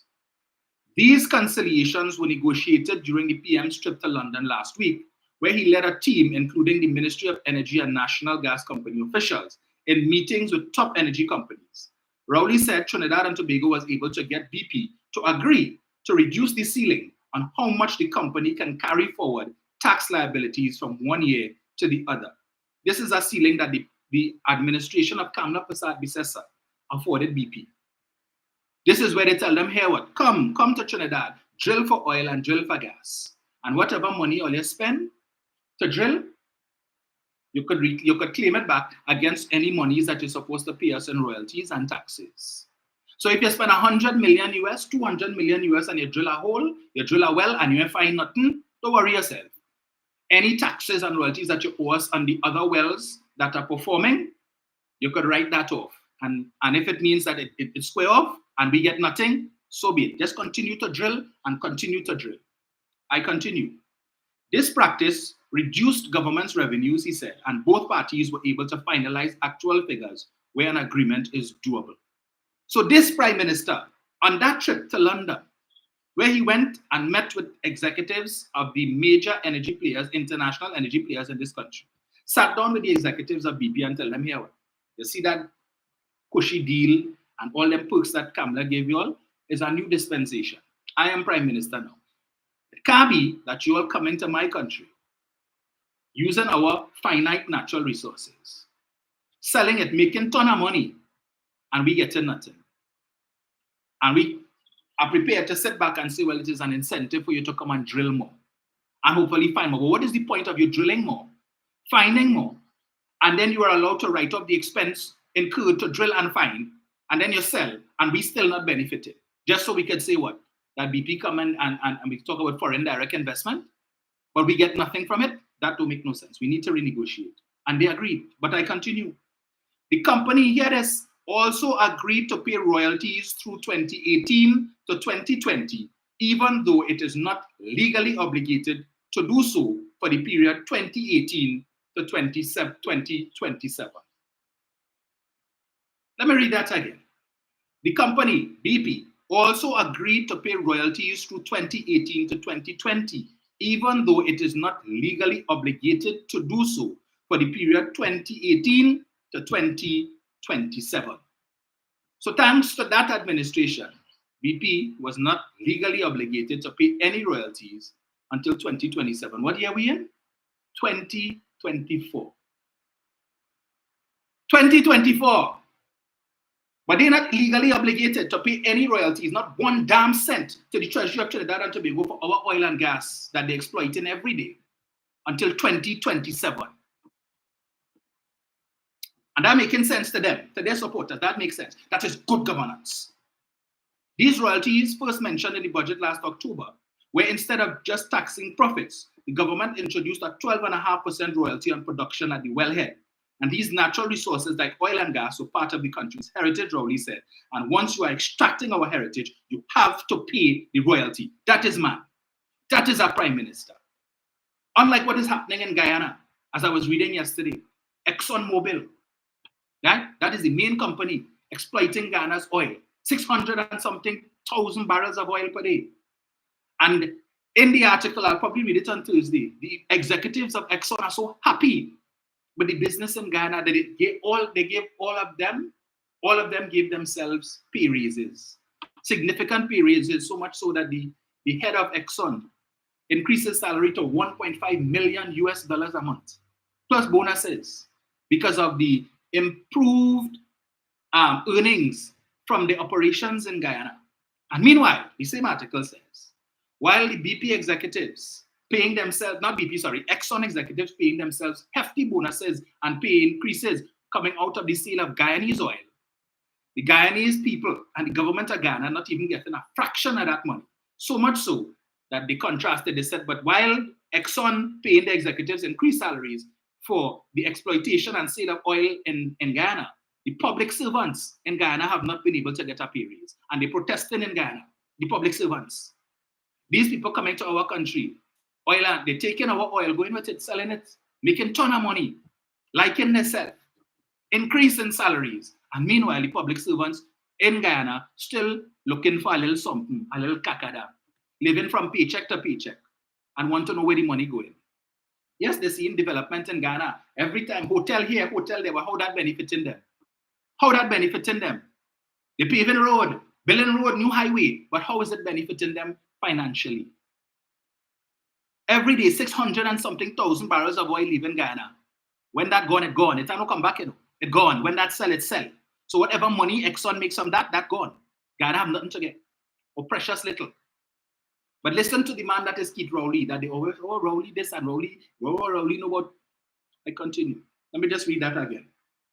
The company also agreed to pay royalties to 2018 to 2020, even though it is not legally obligated to do so for the period 2018 to 2027. I just reminding all of that again, and especially for the supporters of that party who are listening. This is what your party and the leadership of your party think is good management of the economy. Take the oil, take the gas, pay no royalties, pay nothing. These royalties first mentioned in the budget last October, where instead of just taxing profits, the government introduced a 12.5% royalty on production at the wellhead.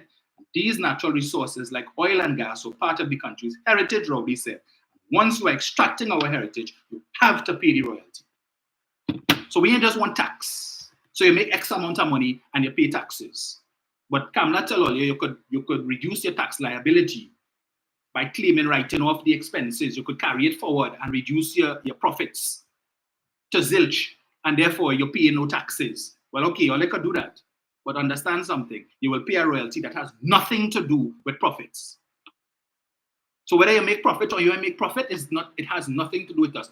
Once you take anything out of that ground, oil or gas, you will pay a royalty to the coffers of Trinidad and Tobago. And according to Stuart Young, that has since amounted to well over $11 billion in the coffers that has contributed to the economy of Trinidad and Tobago. So when I listened to this clown last night talking about the economy and Keith Rowley is the worst time, tell that to the hundreds of people who showed up on Saturday in Hilton to Republic Bank's mortgage session that they had there, right? Where they partnered with a whole set of real estate companies and so on. Hundreds of people. They said that the exercise was oversubscribed. Republic didn't expect to see so many people show up who come in to look at properties available and to look to sign up for mortgage. I saw somebody put out a post where they said they were coming over the Lady Young and they saw all of these cars because all the car park space in Hilton full up. So if you were a guest or you're going in there to deal with something else, no car park.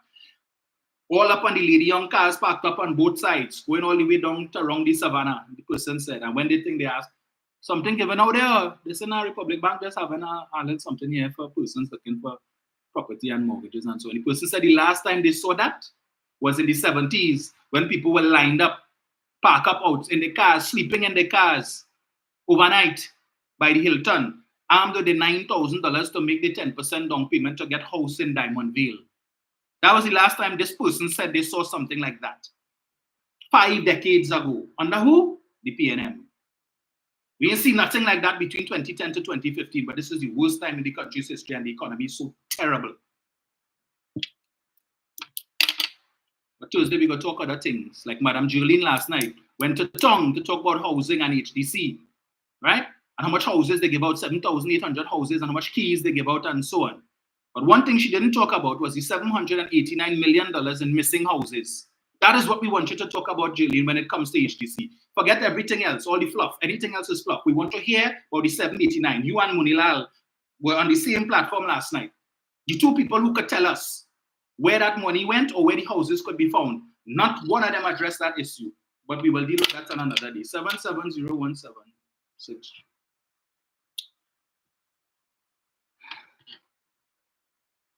Says, get bunch of jokers.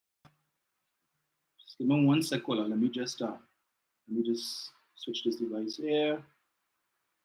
Is this on? No, it's not.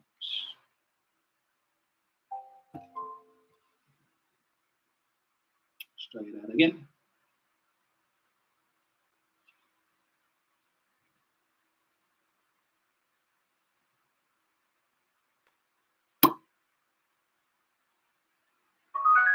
Good. Hello, good morning. Hey, good morning to you, brother. Morning, sir. I stubborn things family. Yes. That 9-year moratorium on royalties to the country. It was good. It's a little rationalized. Once again, brought up the AV driven thing. Yes. And we're so grateful for Mr. Martin on his program administrators. He made contact with Mr. Lawrence Ramesh Maraj. Yes. He was told that in no uncertainties that it was folly that the arbitration agreement that was proposed to Petroleum wasn't accepted. It had to go to court. And you know, it's intentionally you find that if the government had decided to appeal that, and it got one with the city council, might have cost the taxpayers 14 million. Yes. 14 million. Right? But Rafaraj, who is the doyen of renewable energy and new sources of revenue, is decrying the fact that Petroleum was shut down, you know? And it was good that last administration came and Petroleum still exists. There is no holding company for the other entities, Heritage and, you know? Yes. And they are making money. And that could not have been happening if you still had it was still saddled with the fine where the bond of almost $1 billion would have been due all now. And all the projects and all the royalties and subsidies the employees still, in spite of some of the challenges, we will have to deal with all of them one time. People who complain about the price at the pump and do realize that America, which is a producer about 10,000 times more than us, don't subsidize anything. Correct. Anything. Correct. Right? And yes, people pay the price as it is. You know? When it is Mr. Young also explains us that, listen, the price that they see quoted on TV for natural gas is way below what we are getting. So what was we would have done? We would not saddle ourselves with Henry Hub, but we looked at the two international pricing authorities for natural gas and we went with them. Asia and also Europe. And our returns are coming from that. Yes. Right? Transfer pricing. Thank you. But these fools and ignoramuses, right? Led by the erudite and brightest man in the country, always talking the nonsense. So we got to get them that narrative, and you see that is important. That would have been 9 years of no revenue to the country in a mature or producing environment. So that is why exploration and giving incentives for exploration by these foreign nationals is so important. As long as we shut down Trinidad and so on, we as a mature country or a producing couldn't have stayed in oil exploration. Let these people who are the resources go out there and do it. And we will derive our benefit from them by taxation and royalty. It's always the better way to go, and it makes complete sense. Right? But no, these naysayers, and I just want to drop it again for them, that the Heritage and Stabilization Fund is once again on the upper line. It has moved from a position of 4.93 billion in 2022 to now 5.43. It is appreciating. Because why? The government outside investment in equities and in other capital markets have begun to see because those markets are rebounding. Yes. You ain't depending on the war in Ukraine or your specific, you know, to boost the finances. Right? Mm-hmm. But my brother, continue to sing from the rooftops and educate these ignoramuses. That's all we can do. And bring them over, hopefully, to the light side. Take care, brother. And You again, too. wonderful information. Thank you. Yes, but we will deal with, and I will deal comprehensively with that Heritage and Stabilization Funding, and show you again the hypocrisy of those who speak for the other side. People like the former Central Bank Governor Jawala Rambaran and Rudal Munilal, who seek to mislead and play on the ignorance of people who don't understand how these things work. I said that was supposed to be the main thing, but anyway, maybe it's good. Tuesday we will discuss that. But the caller, as the caller would have mentioned just now, with respect to the royalties, understand, as I said, BP was not obligated to pay any royalties until 2027. They lost office in 2015. They negotiated. 2015 to 2027 is how long? 12 years. No royalties for 12 years. That makes sense to them. But they know how to manage the economy, right? Thank goodness they didn't win that election, because who knows what other sweetheart concessions they would have given to these players to come and explore more. That would have resulted in a similar situation to what exists in Guyana. Hello, good morning. Good morning, Dom. Morning. He went to the houses.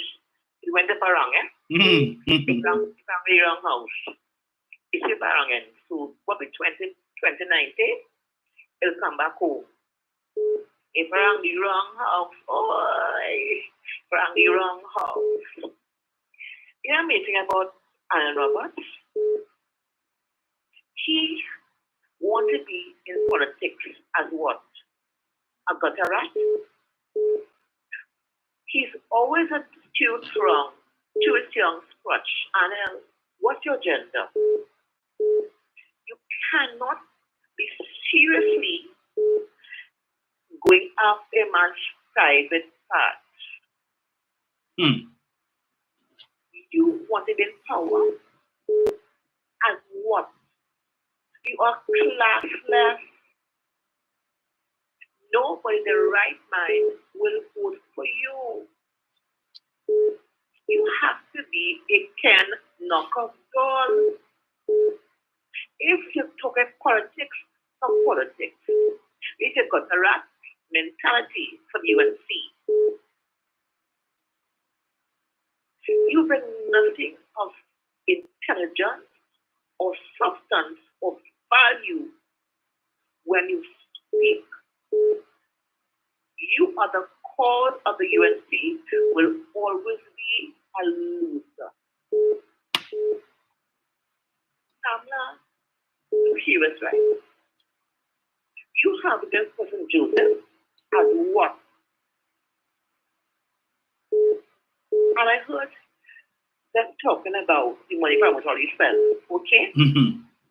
Now, what position is Hazard in government? That she flew up and down. Were you a PS? Your AO2? What was your function in any government division under UNC? Because you have so much vacation days to take. And they watched carefully the dates. She went with Kamla. What was her post? In which ministry? How much leave she had? Was it no paid leave? That is fraud. Because if state money is used on a private person, it is fraud. You're not working with Ministry of Health or working with education and using state money, it is fraud, it must be repaid. When 6 million plus was used to fly up and down, for how many months? Is that right? You carry your son to Brazil to watch football. Was it right? All them quiet. You know why? It's the time now. They're cutting away the donkey cart and rolling on banana peel. It comes from insecurity. It comes from being civic-minded. UNC is the nation. Keep facing Biram is the Prime Minister. Yellow the flag and rum the drink of choice, national drink. So why don't you open up in a platform? You'll do well. I'm serious. I'm going to vote for you. And one more thing. If ABC, the parents puppet, what happened in 2010? How UNC won? Yes. Because it's a puppet now because you lost. Had you won 2015 and 2020, would you malign and slander and lie and drag ABC to hell? Would ABC be in your filth? So make up your mind, in the previous years, you won. What was ABC? Confused much. ABC is an entity, right? That does not work its tail for the parent government. You are slandering their name because you're coward. And if politician has moved, the benefit you, why are you angry? If you knew your worth as a leader and your party's worth, they could look to hold your home. What the son, once people live in you, they will find a way to vote. So don't blame EBC for your loss. Your loss is on you and you alone. You're incompetent, inept, and senile.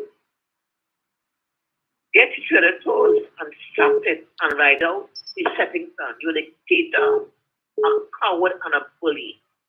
You don't know your worth. Have a good day. Bye-bye. Thank you.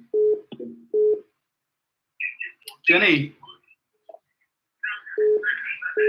I'm morning, Dominic. Morning. Morning to all those who are locked on to success about things.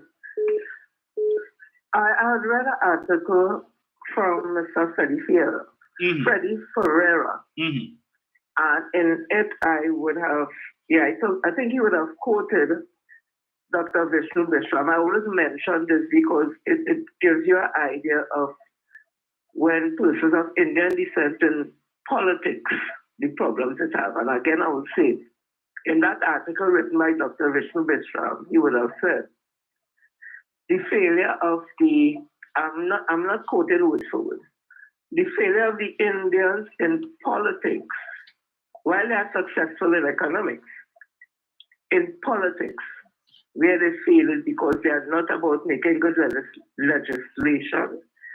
It's about kickbacks, cocktail party, contractor friends and family. It's all about that. It's not about the people or the country. And based on that, I'm going to believe that based on what I see, I don't live in Guyana. I live in Trinidad and Tobago. When I saw how Kanapasad Sessa and the UNC/PLPP would have run this country around 2010 to 12, I'm inclined to believe what he said. Because Kevin Ramnarine, that was the Minister of Energy.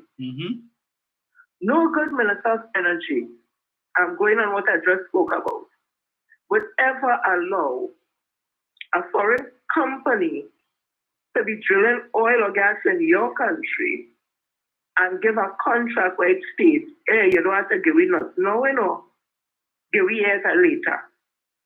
That goes right to the core of what Dr. Vishnu Bishram would have said. It's not about good legislation. No central bank governor will know the country's in a recession coming out of where the government under Kamapasad Sessa was enjoying oil prices the highest ever for almost 5 years of their leadership.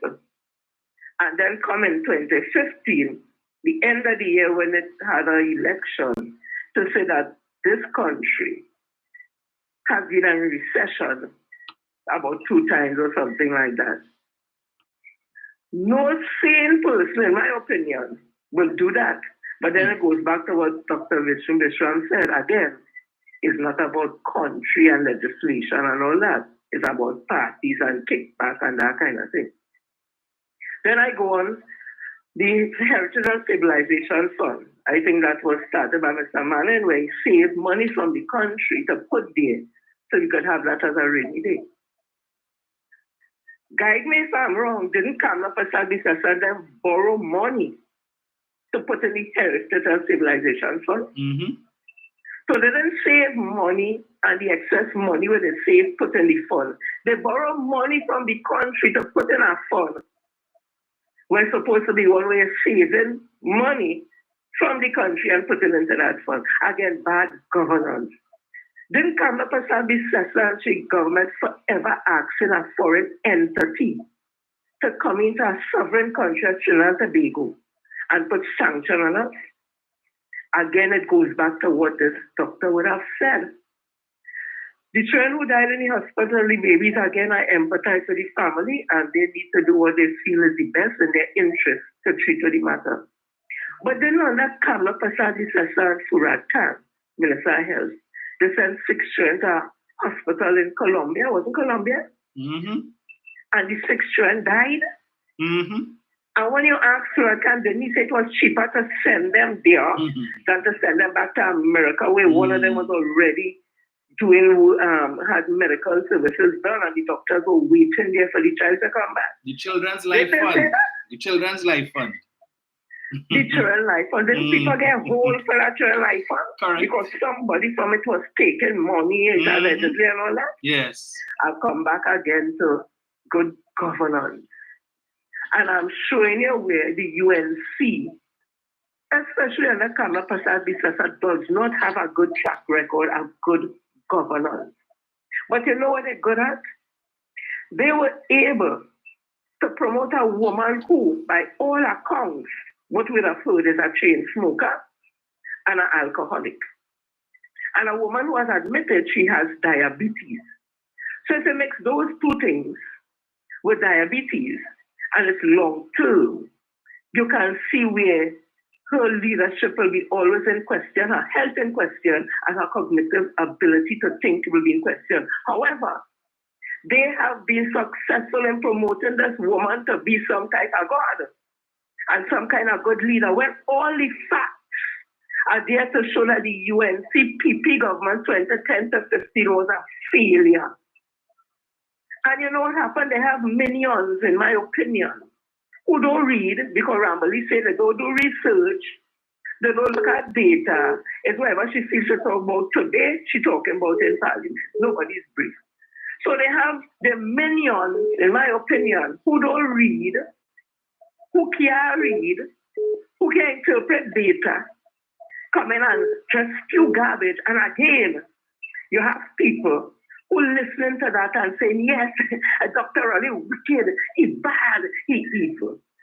Nobody is saying Kamla Prasad Bisasa during 2010 to 15, and then when she was in opposition, as she is now, that she wicked, bad, and evil. There have been enough evidence to show with Kamla Prasad Bisasa wicked, where she evil, where she bad, and she wants nothing good for this country. But nobody is, nobody don't say nobody. The minions of them have seen that, because I don't know if they're comfortable eating the crumbs from Master's table. So Master said, "Don't eat," and then throw it on the ground, and they say, "Yes, Master. Master sick, we sick," and they're contented with that. But a leader who's telling you, listen, I'm going to teach you to fish. All the programs are there. I am going to make the hard decisions, like Petrotrin that was restructured, and restructured don't mean shut down. It means to say something wasn't going right, and they make it a company now that's making money. And we see that by the subsidiaries that they have. Petrotrin refinery is what was causing problems. That was done. And all the other hard decisions Dr. Keith Christopher Rowley has made to keep us on this pathway today. The IMF is saying the first time in a decade that we're such a good path and making such growth. The IMF said that when in 2016, they would have won this government. Listen, you see what's happening here? Oil prices low, spending, all that, what's all them thing, because they had to come to me, and Dr. Rowley was able to do that, and oil prices at $40-something a barrel, $30-something a barrel, $50-something a barrel. When Kamala had oil prices under $130-something US a barrel, and that kind of prices. But Dr. Rubio is able to steer this country. Coming out of that experience with the central bank governor say we in recession in 2015 or two recession. Dr. Rowley has steered us clear. We haven't gone to the IMF. Mia Motley has gone 2 times. And then we had COVID-19. And coming out of that, Moody's saying our credit rating is good. Standard & Poor's saying our credit rating is good. And IMF give me a thumbs up. And people want to tell me that Kamala is the best thing for this country. Well, all who saying that, all your wicked, all yourselves, all your children, and all your generations to come. Dominic, you have a blessed morning. Thank you, Jen.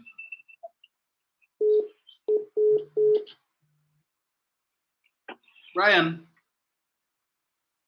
Good morning, sir. Morning, sir. How are you? I am good, can't complain. Nice. Good morning to your listeners and callers. Dominic, I don't know how much more we can really explain with respect to this gas deal, this dragon deal, and all of the other deals to come, like law and manatee and so on. Because OPAC, the Office of Financial Asset Control, which is a subsidiary of the Treasury Department of the United States, are the people who gave us this extended license to October 31st, 2025, to deal with Venezuela and so on. Yes. Which is totally different from the license that is going to expire with other countries around the world and Venezuela on the 18th of this month, which is exactly 2 days away. Right? We don't know what they will do then, but that does not concern us. We have explained that ad nauseum. I think you have explained it. I have explained it. And others who have called in have also explained it. But Kamala Prasad-Bissessar understands that once she perpetuates her lies, the people will continue to believe it. And it, as you rightly said, Jenny added to it as well, that their people, they can't read, they can't write. So whenever they hear whatever the political leader says, that is as good as scriptures from the Bible. And they're running with that. Or the Bhagavad Gita. Let's put it that way. So they will run with that. And that is it. They make it what nobody else has to see. But when Steven Sanker, who is a person employed by the BBC, went down to Guyana and he spoke to Irfan Ali, and he said, not Irfan Ali, the president of the oil company down there. He said, listen, you are giving Guyana 2%. And normally around the world, you normally would give these countries 10%. Don't you think that you are doing a disservice to the people of Guyana? He said, no. You understand? He said that we assist them, we are the right to say, we assist them with their restructuring and so on, and this and that and the other. Imagine that. So they get 2% royalty from their oil. That is going to go up from over 600 million barrels a day to close to 1 billion barrels a day. That's leaving the ground in Guyana and going away, being sold abroad. And they get 2% royalty. I would like to ask the people, has the Guyanese dollar against the American dollar improved? Yes or no? Nope. No, it hasn't. But you see, they are being fooled by the nice buildings and the nice roads and hotels that are now going up in that area, as though they're going to, all they're going to get. Come on, we build it, and after we done build it, thank you very much, have a good day, bye-bye. Yes. Nothing more to benefit the people on the ground. You know, you talk about the people on the ground, but the people on the ground are not benefiting. But they're being fooled. Because Kevin Lamley went down there to a consultant, and he couldn't change anything. Because you don't have the technological knowledge to do anything about it. He couldn't help them. Aganda couldn't help them. He's down there still. And you would like to run down there, but they couldn't help them because they don't have the knowledge and the know-how. Mm-hmm. That is why every time they go on a podium, they say how George Young and the Prime Minister all over the world and having a good time. And it's because you see, they want to fool the people. When the Prime Minister and George Young goes abroad and to talk to the oil company kept in the boardroom, and they come back here with the billions of dollars, they tell us, they explain to us, because 12.5% royalty on whatever oil and gas that we have is very good for Trinidad and Tobago. And don't forget, they're now getting 10% across the trains in Atlantic LNG. That will be effective this year going forward. That is money in our pocket while we sleep. But they will never talk about these things because it sounds good. It is good for us. It ain't good for them. And that is how Kamala Prasad-Bissessar intends to run the UNC and to fool the people. Yesterday was the 15th of April 2024. Fufu One was on Marlon Hopkins' show in the morning on TV6. Dr. Fawad Khan. And he said that ballot boxes are stuffed with ballots whenever they're having the internal elections before the election even starts. This morning, Dennis from Bali was on TV6 again and he confirmed it. Or you could go back and listen to yesterday and this morning. Yesterday was 2-1. This morning was Dennis from Bali indicating what happens whenever they have the internal elections. And these people knew this all these years and said nothing. Are they afraid of Kamala Prasad-Bissessar? Or Danish now decide to pick up his stones and walk out the door with it, knowing fully well what may happen to him. So we know how Kamala Prasad-Bissessar now is being confirmed by a former member and a member of her party. How they run their internal elections. That is why she could always afford to win. And that is why she's always against the EBC, because she cannot get her claws into the EBC to do what she does in her internal election. And therein lies her problem. That is why she wants to scrutinize everything that comes from the EBC and twist it to suit herself. You understand? And to again fool the people listening to her. So when you have Dennis from Bali saying that is what she does, and that when he was asked this morning, do you believe that Kamala Prasad-Bissessar as leader of the UNC can win the next general election? He said no. She cannot win. That is something we all knew a long time ago. But she continues to perpetuate the lies and are fooling her people into believing that, hey, she's the best thing because she's already said she's going to be there until her last days. And I want to tell you people of Superior, she does not represent you all, she does not like you all because she wants you all to be known as a penal representative, not a Superior representative. You understand? That is how she thinks. Not too much African in Superior, but in penal, are people that look like she. So she wants to be akin to them. That is how she thinks. And all those dissidents, as they are being called now, who had their own meeting last night, while she was having the forum meeting. No, but I haven't heard anybody say that the UNC collapsed. And I am saying it now. The UNC has collapsed. You understand? But they ain't going to talk that. They will never talk these things. So you have those people who will want to hold on to her skirt tail like the little imps from Princess Town And look at what he's attempting to do to Maruga Tableland. Because who is the representative of Maruga Tableland? What she look like? I wonder who is suggesting to go up with Maruga Tableland to the opposition leader. I wonder what is the first name? I'd love to know. You understand?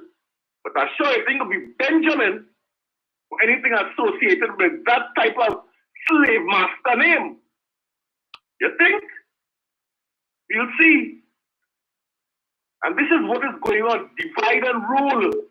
And fool the people because they know half of them are not educated enough to understand and they're only looking at her and nothing else. So you have Anna coming and talking in stupidness as usual and shouting in people's ears and running with that as if that could persuade people to vote, other people to vote for the UNC. But we now know who they are.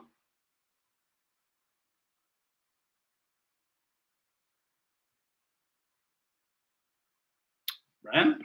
Hello? Yeah, sorry.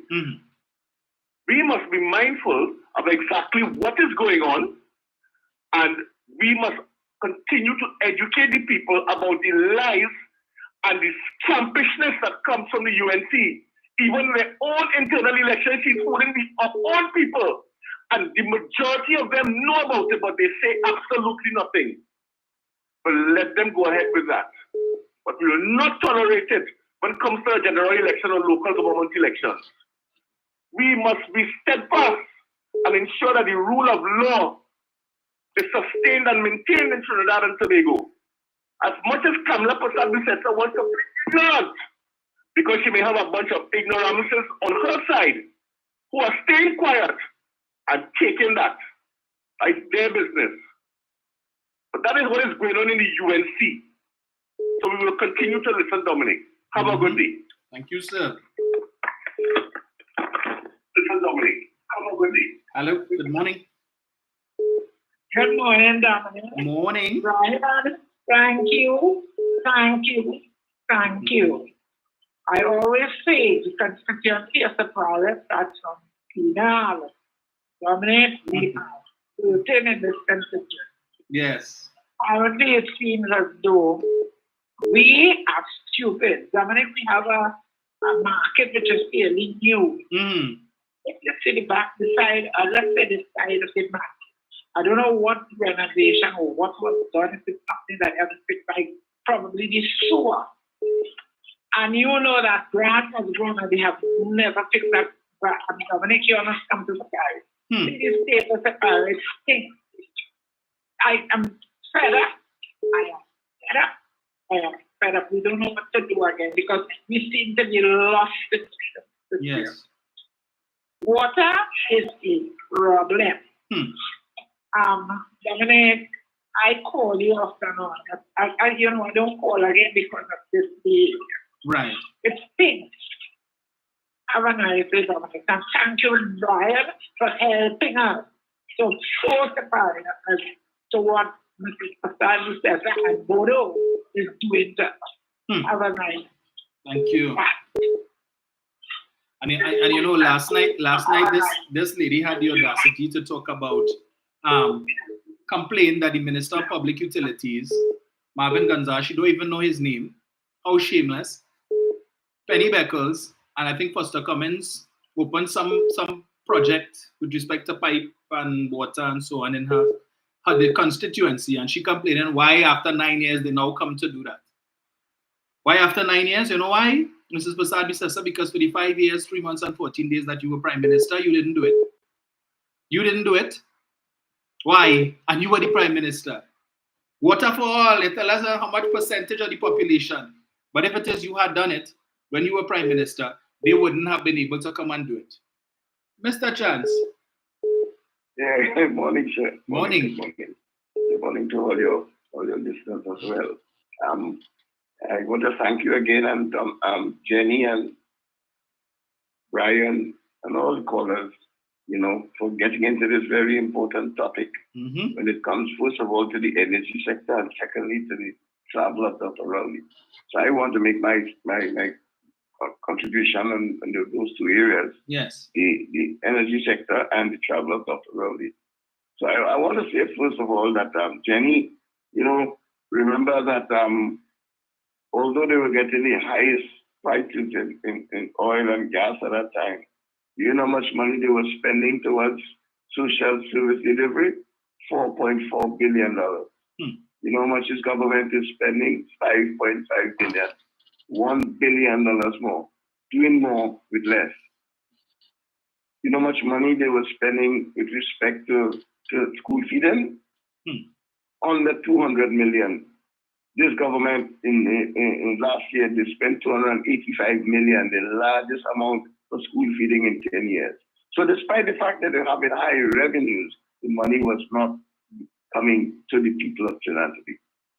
But Dominic, you made these very important points. I'm going to go to it brief because I think that we captured a lot of it. Brian underscored the point of the UFAC license for 2 years. Right? That is very important.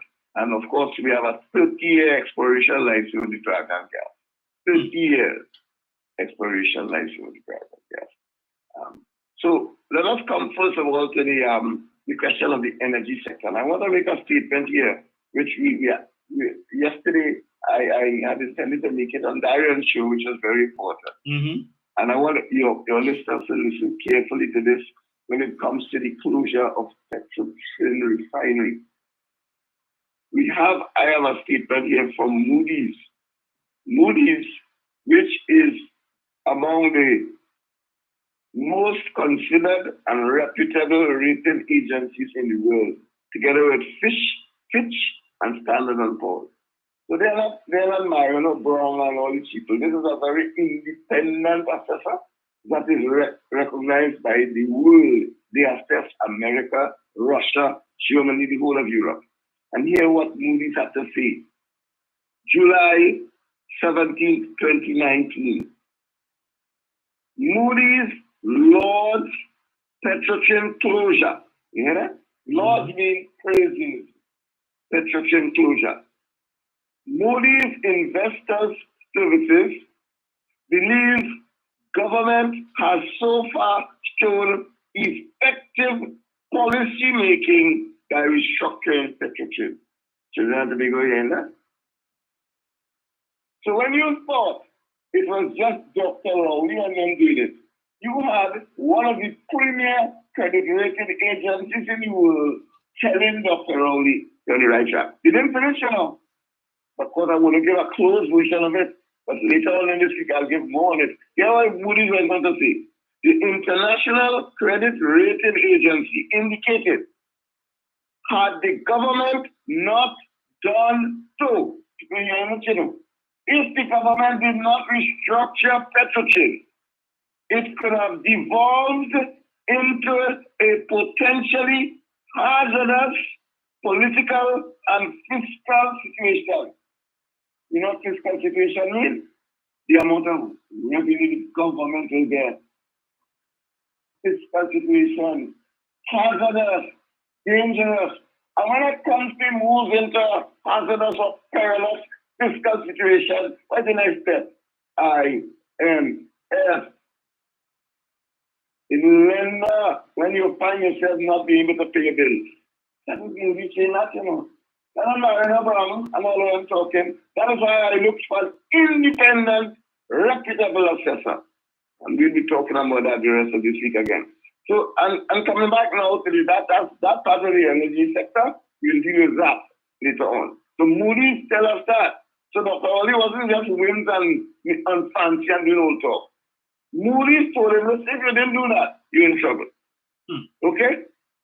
And the second thing, I want to be brief, the second thing is really, Dominic spoke about it, and again I want to go to, and I'm going to go to the radio the rest of this week with it.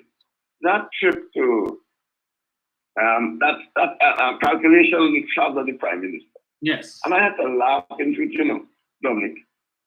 I had to laugh and I had to underscore because he said, some people, if you're closing your fridge, I want to remind you what Dominic said, because I had to research it. And that is what I was prepared to come on your program. But you, of course, as usual, a very good researcher like you will know this point and you got it into as well. $15 million spent by Kamala Prasad Bishasa on the trip to India. That's one trip, you know. Dr. Ali spent $10 million in 3 years, 19 trips. 19! But one cost $15 million. And let me get a little breakdown in that too, because I touched on 2 points in there, Dominic, I don't want to be long. In that $15 million is over 100 private individuals rent. And on that trip as well, she carried a pundit and his wife costing $400,000. A pundit and his wife, and they said the pundit and his wife had absolutely very little to do there. I don't know if they give them a blind. On that trip, a sister went. And when you calculate all the trips of her sister over time, right?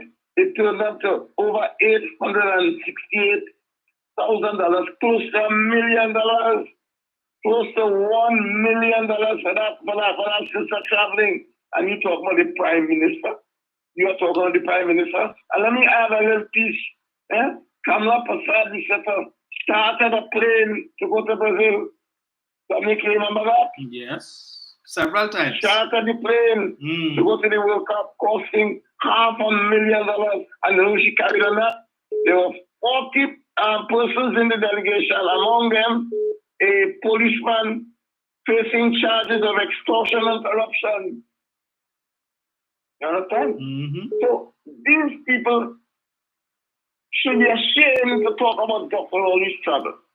But I guess we will, add to that later on. Yes. So I just thought I will touch on these 2 points with respect to Dr. Rowley's travel and the effect of it. And to add again, as Dominic, as you quite rightly said, that coming out of those travels with Dr. Rowley, the treasure of Trinidad and Tobago appreciated by $11 billion. So those of you who want to find out what happened, and we'll expand on it because I know the time is short here. $11 billion. Thank you very much for the time, Dominic. I appreciate it. Thank you, sir. Hello, good morning. Hello. Hey, Dominic. Yes, morning. Sir. Morning. Yeah, 29 Super C. Dominic. Yes, sir. I hear Brian say something, right? The billions of barrel of oil leaving Guyana, right? And they're getting 2% out of that, right? Yes. I now see why they wanted Dr. Rowley to come to Guyana to show them how to negotiate and reconstruct contract to get better deals out of those gas deals. You see how important Dr. Rowley is to CARICOM? Yes. You understand, brother? And the next thing, they questioning Dr. Rowley travel expense, right? Right? But when they was there, they was taking their own. But look at the kind of investment and income Dr. Rowley bring out of those meetings that he went out there in Houston and Switzerland and those places to Trinidad and Tobago. If he spent $10 million and bringing about $1 billion into the treasury to pay public servants, senior citizen grants, the disadvantaged who can take care of themselves. You understand? Because as Finance Minister Imbo said, the payment every month is how much billions of dollars he had to look for every month to pay these wages. Dominic? Yes. But Dominic, I just want to say something, and I don't want to hurt nobody's feeling and the family of those people before. Remember when the 6th of April died? Yes. When somebody 6th of April died? All right, they didn't know outcry. Okay, Dominic, I'll leave it there and I apologize to the family of the 6th of April. But I just want to bring under the UNC administration, they say lights went and those children died. Yes. And nothing come out of it. Okay, Dominic? Yes, sir. You have a blessed day, man. Take care. Too. Right. So we still have about 5 minutes. So if you want to get in your 2 cents.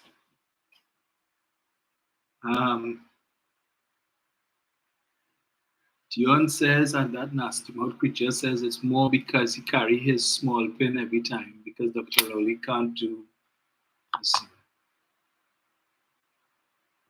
without his small pin. God alone knows what he is trying to indicate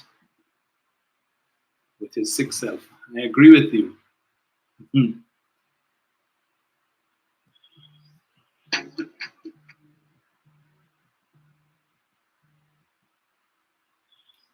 Hello. Hello, good morning. Morning. Good morning, sir. Good morning, sir. I just want to touch one about the last issue in your monologue that you raised regarding Republic Bank's conference yesterday. Saturday, yes. Yes. That was oversubscribed. Yes. With people applying for grants for mortgages and so forth. Right. So that is another indication, as all your callers, Mr. Chance especially, pointed to the health of the economy is in good standing. Right?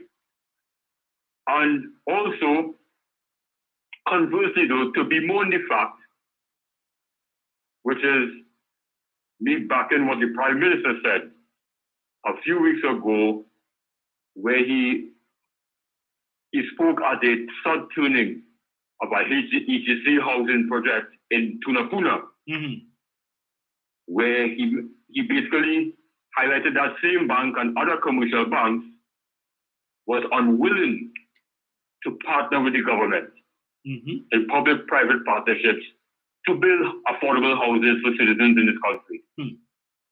Where he cited that the banks were not happy with the low interest rate. They wanted a higher interest rate where their margins of profit would be higher.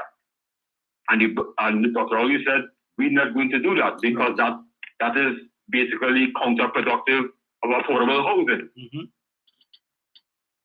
So as much as, the banks are rejoicing with the turnout on Saturday,